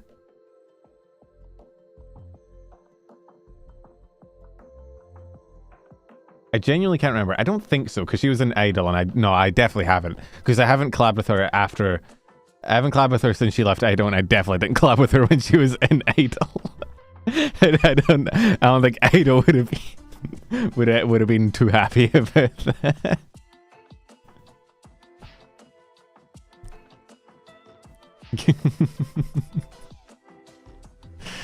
Yeah. What I'm hearing is I'm harassing Rin into collabing with you. I would collab with Rin. Rin's chill. I don't think I can legally say that we've talked, but you know, she's chill. I assume. Technically, I think I've only ever talked to her all, actually. That's kind of funny. I don't think I've actually ever spoke to her as fucking John VTuber. They're gonna call me a sex pest on 4chan? They already called me a fucking sex pest on 4chan.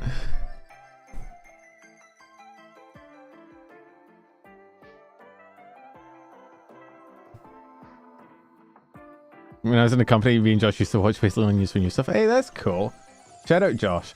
No, I meant just in general, Idol is very much not on that fucking male YouTuber interaction grind anymore, or at the moment. Ren was too strong for them. Ren kind of got away with it. Kind of shout at her. What languages do I speak? This one. A little bit of Python, maybe. Call me sex space and a groomer. Bro, I got somehow... Groomer is just the go-to insult nowadays. I somehow got like lumped in with that.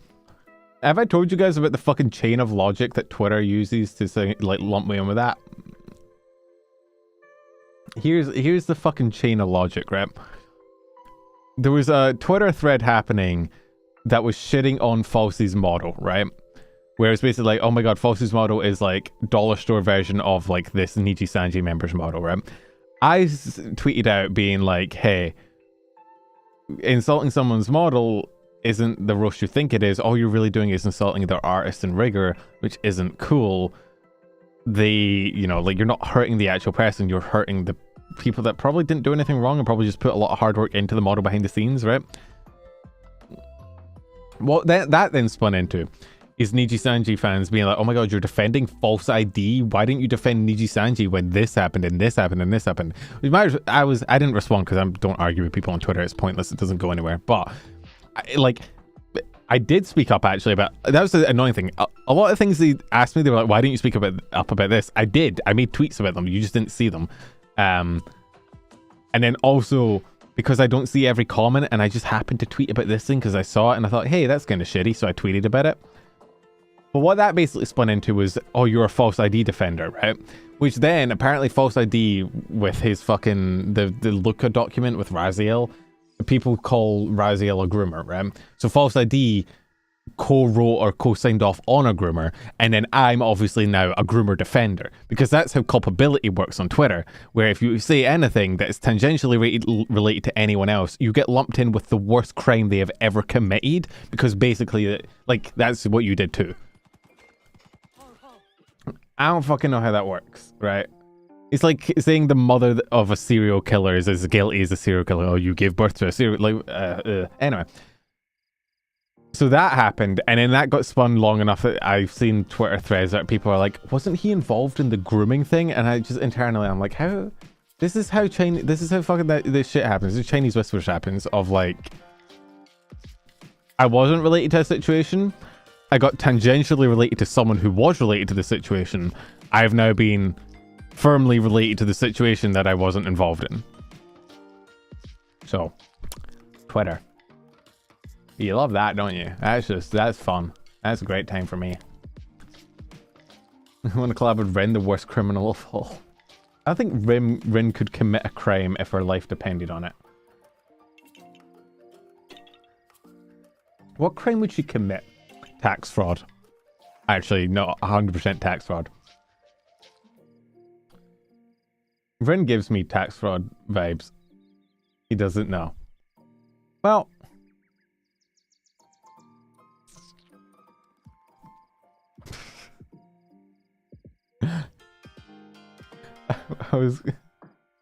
I don't think I can tell that story, unfortunately. I'm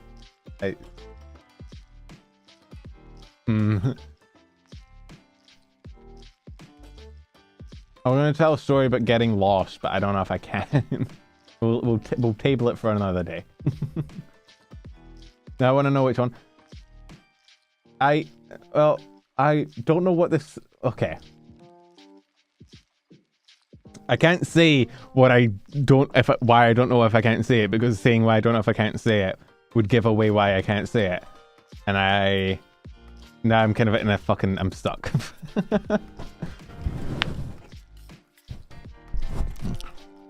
It's okay. Yeah, am I allowed to, I don't know where that stance is for that time and that thing and that happened.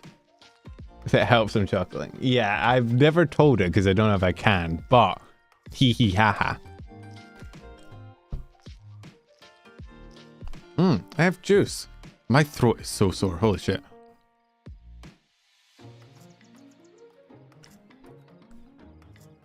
I might have said the story without naming the person.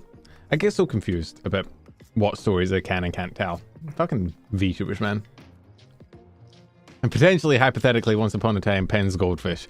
I had a goldfish. I had multiple goldfish. They all died. I had a goldfish named Gobble.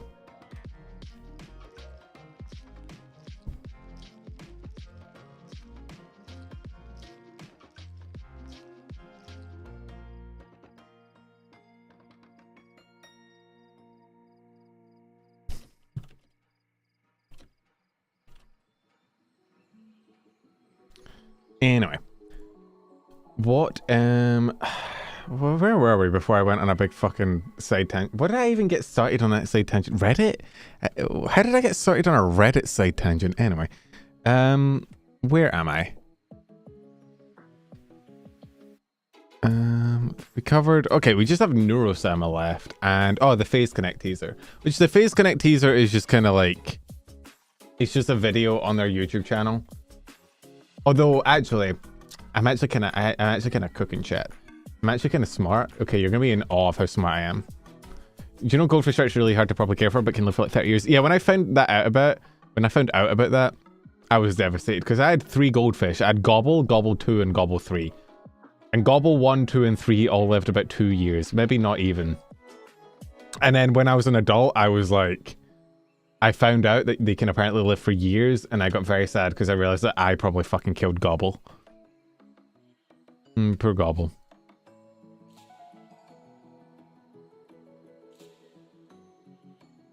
Creative naming scheme? I know, I was kind of cooking as a kid.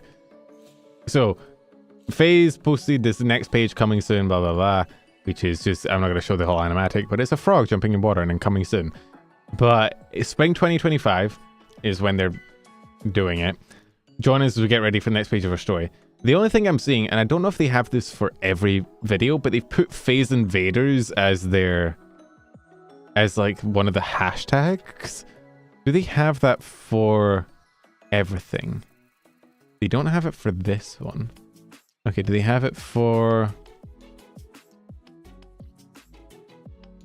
I'm just trying to see if they keep that in for every video, which I don't think they do. No. Phase Wars 2 Phase Connect. So I think it might be a new Phase Invaders gen. Well, I don't think they explicitly say in it that it's Phase Invaders, but they've hashtagged it, so it's probably an next Phase Invaders gen. And I know they had auditions for it like fucking a few months ago, so yeah. Plot twist, Brave buys them. Please don't. Don't even joke. If Brave buys another VTubing agency, I am going to crash the fuck out. It should be illegal. There should be a limit to how much... You can't just buy the entire fucking VTubing scene. Oh, did Disney say it was Invaders? Okay, then yeah, it's Invaders.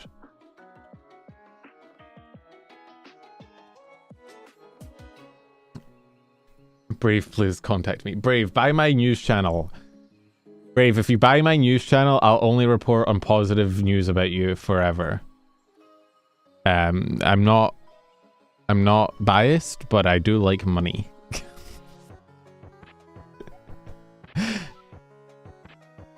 Anyway, so that was the Phase teaser, which is cool. And then I think lastly, I think this is the last thing we're talking about, is the... Whoa. Yo, Papa, thank you for the raid. Thank you for hopping in. What were you guys up to? Hope your stream was fun. Give me $1 million for Glitch Stars so I can start Glitch Stars too. You sell your old company to start a new company. You're so CEO pilled.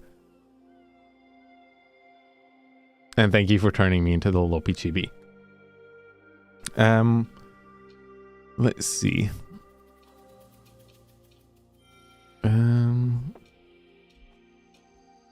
Oh yeah, Neuro-sama. Well, the Neuro-sama thing, I mean, I already kind of talked about it in a short. It was a new model, which I think I'm kind of blind to models. A lot of our models look similar to me, which is weird to say. I noticed it in motion, but a lot of time when I'm looking up things for shorts and for stream, I'm looking at like still images because I'm just getting like snapshots. It's very easy to notice when she's moving, but when I first saw it, I was like, oh, is that new? Yeah, it's just not a new design, but it is like new expressions and everything. What?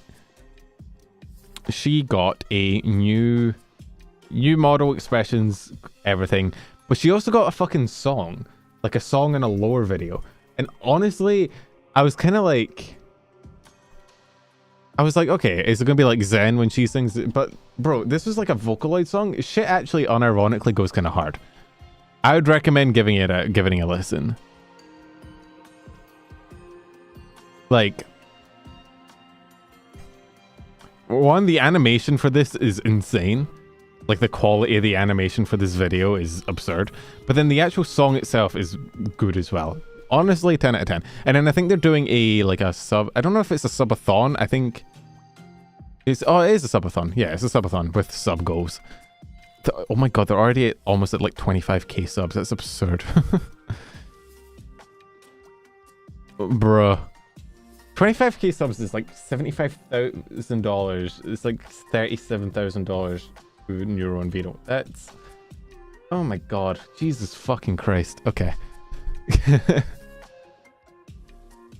Vidal has made the money printing machine.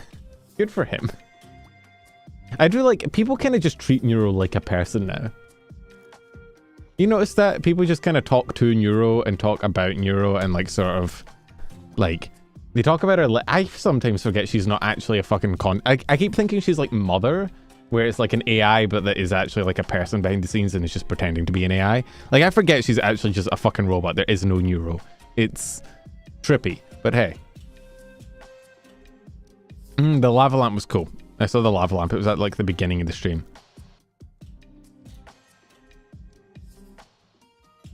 Yeah, the Neuro streams go crazy. I mean, Neuro's up to like... she's sitting at like 17k viewers, which is a lot. Absurd numbers. Holy shit. So yeah, I don't ever mention that Neuro isn't real to the Hive. Look. We do not live in the Matrix.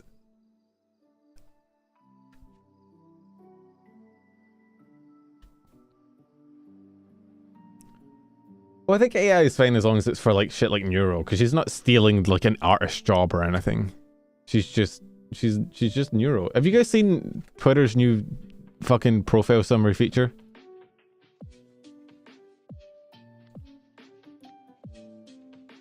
Like, if you go here, you can go to profile summary and you get like an AI summary of your Twitter account. Penumbra VT is a VTuber who streams games like Marvel Rivals and Hollow Knight. I streamed Hollow Knight like 2 fucking years ago. Why is it picking up on that? Often with a humorous and self-deprecating tone. They discuss the quirks and controversies within the VTuber community, expressing skepticism about some practices like the taboo on discussing past lives or the no male collabs rule. I don't know why got my jorking up to level 99 call that goonscape is my quote, but... who should I look? Chat, give me someone to look at. This will be how we wrap up. Who should I look up? Whose profile summary do you want to see? Ren? Oh, should I look? Yeah, I'm gonna get Ren Penrose. Ren John VTuber Penrose.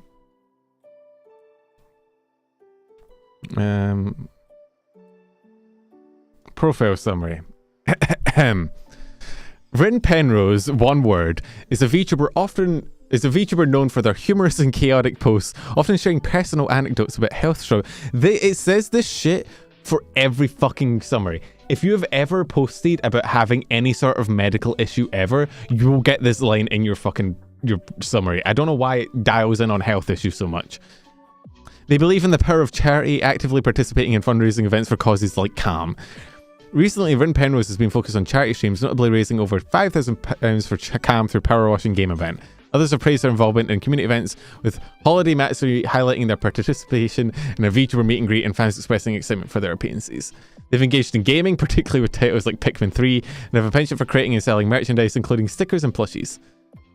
Rin Penrose has also humorously claimed to become a trading card themselves, showcasing their playful approach to self-promotion.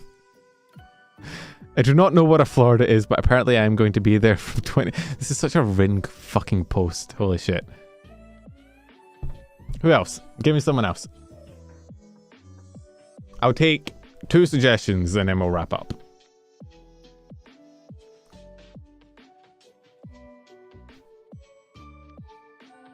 False ID. Good fucking call, actually.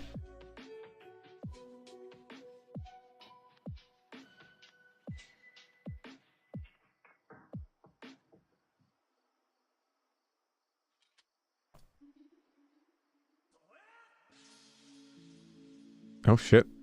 I do not want to see False's face. Sorry, False. I'm sure it's beautiful. Why is it not letting me do the thing? There we go. Okay. False ID is a VTuber news commentator known for their sharp, often humorous takes on VTuber culture, particularly focusing on hololive and nijisanji. They post about VTuber graduations, agency controversies, and VTuber events, expressing a belief that the VTuber scene is healthier with diverse communities rather than a single overarching one. Recently, False ID has been discussing significant events like the disappearance of Aster Arcadia. Why is it phrased like a fucking Haruhi Suzumiya spin-off? Nijisanji Ian's market performance and the VTuber Awards, providing updates and commentary on these topics. Others have criticised False ID for premature reporting and perceived lack of credibility, with some accusing them of creating division within the community. Oh, there's negative ones. It can pull from non-you tweets as well. Holy shit. Holy shit.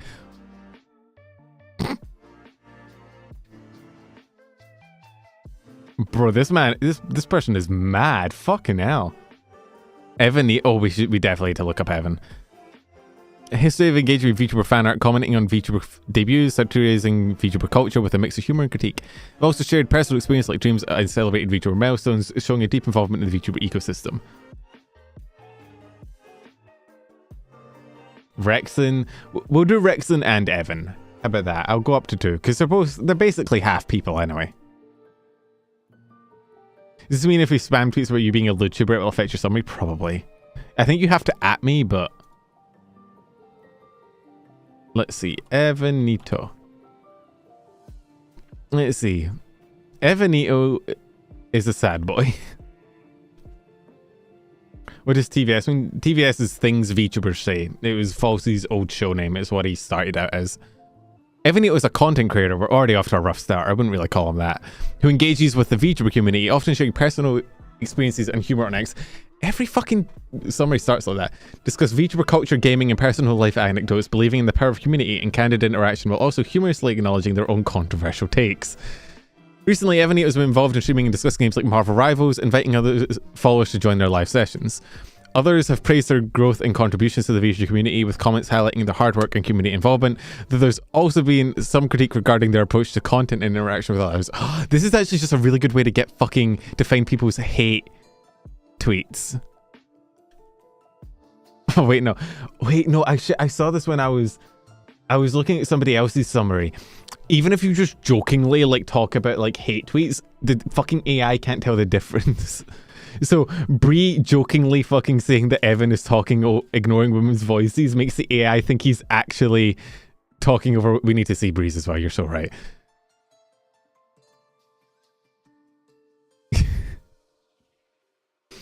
They've explored topics like anime with a particular fondness for fairy tale 100-year quests, and have shared their journey through various games and series, including God of War Ragnarok and Alice in Borderland. Alice in Borderland is a good fucking series. Also being known for the humoristics of VTuber drama and personal life challenges. My will to live is being held together by my urge to get a fucking hug. It's a very Evanito core sentence. Hey, I'll give the AI one thing. The AI is very good at picking out one quote tweet that works. Okay, let's go to Bree.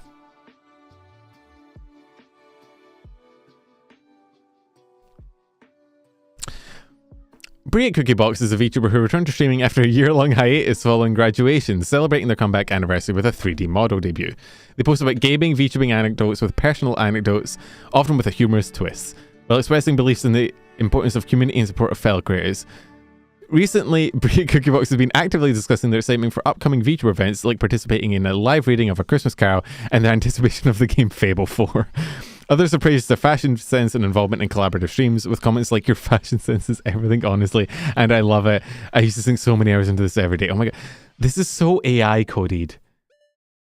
They've engaged in charity work, including Christmas cards and initiatives for Toys for Tots, and have a history of streaming games like Hades and Phasmophobia with other VTubers. Content often includes humorous takes, of everyday life, VTuber challenges, and gaming experiences.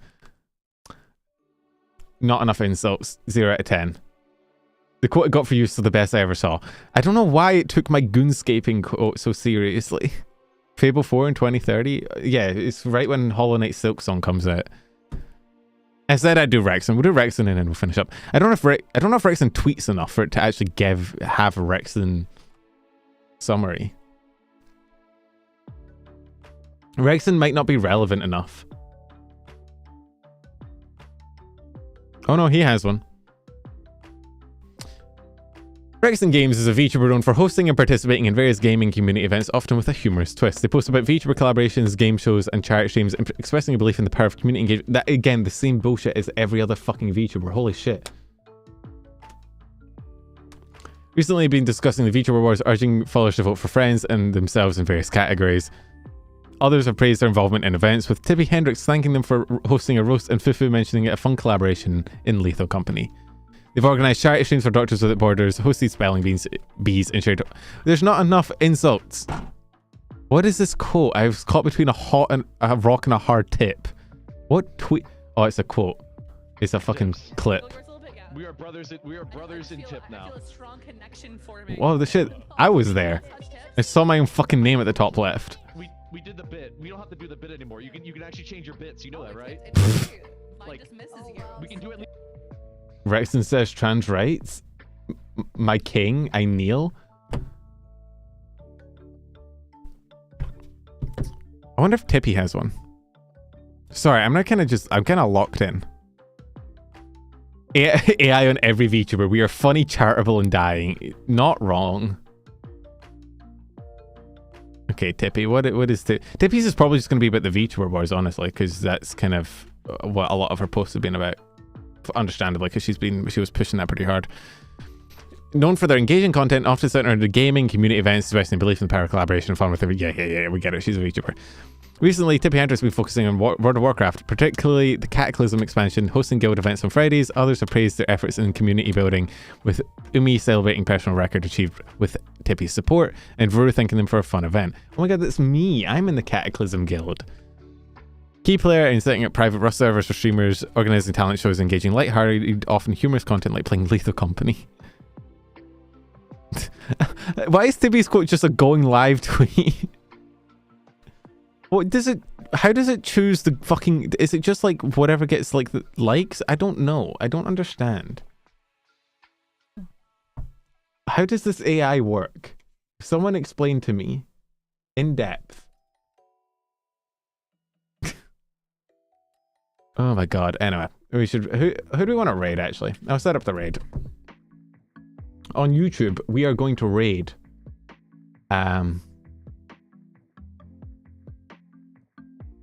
Fuck, should we raid Bree? Do we want to raid Bree? Bree's always so mean. You're so mean to me. I guess we'll raid Bree. Why not?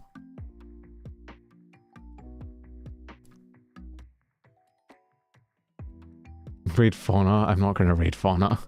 Fauna doesn't have raids enabled. We've tried that before.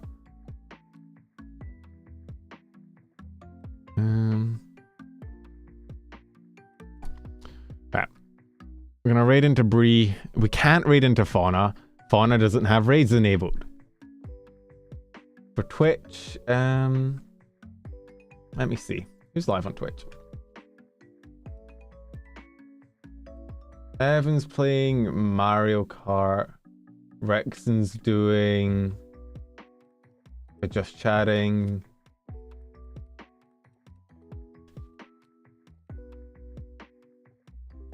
Is Amaya live? Did I not follow Amaya on Twitch? Oh, fuck.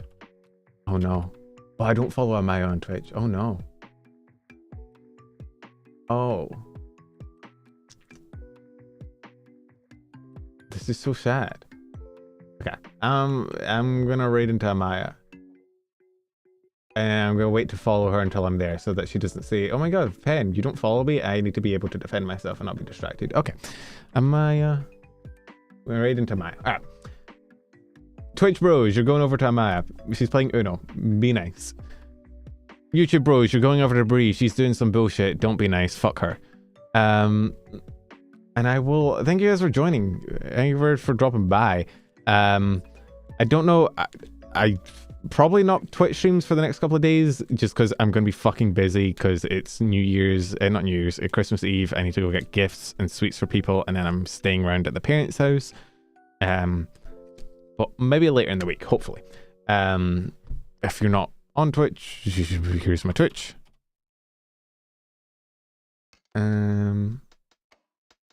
Yeah, there's my Twitch. Thank you guys for dropping by. I will catch you guys hopefully later next week, but if not, then I will be here for news next week, which is going to be on the 29th, just before the New Year's. So we'll have one last news stream before the next year, and then I'll be seeing you. Bye guys. Bye bye.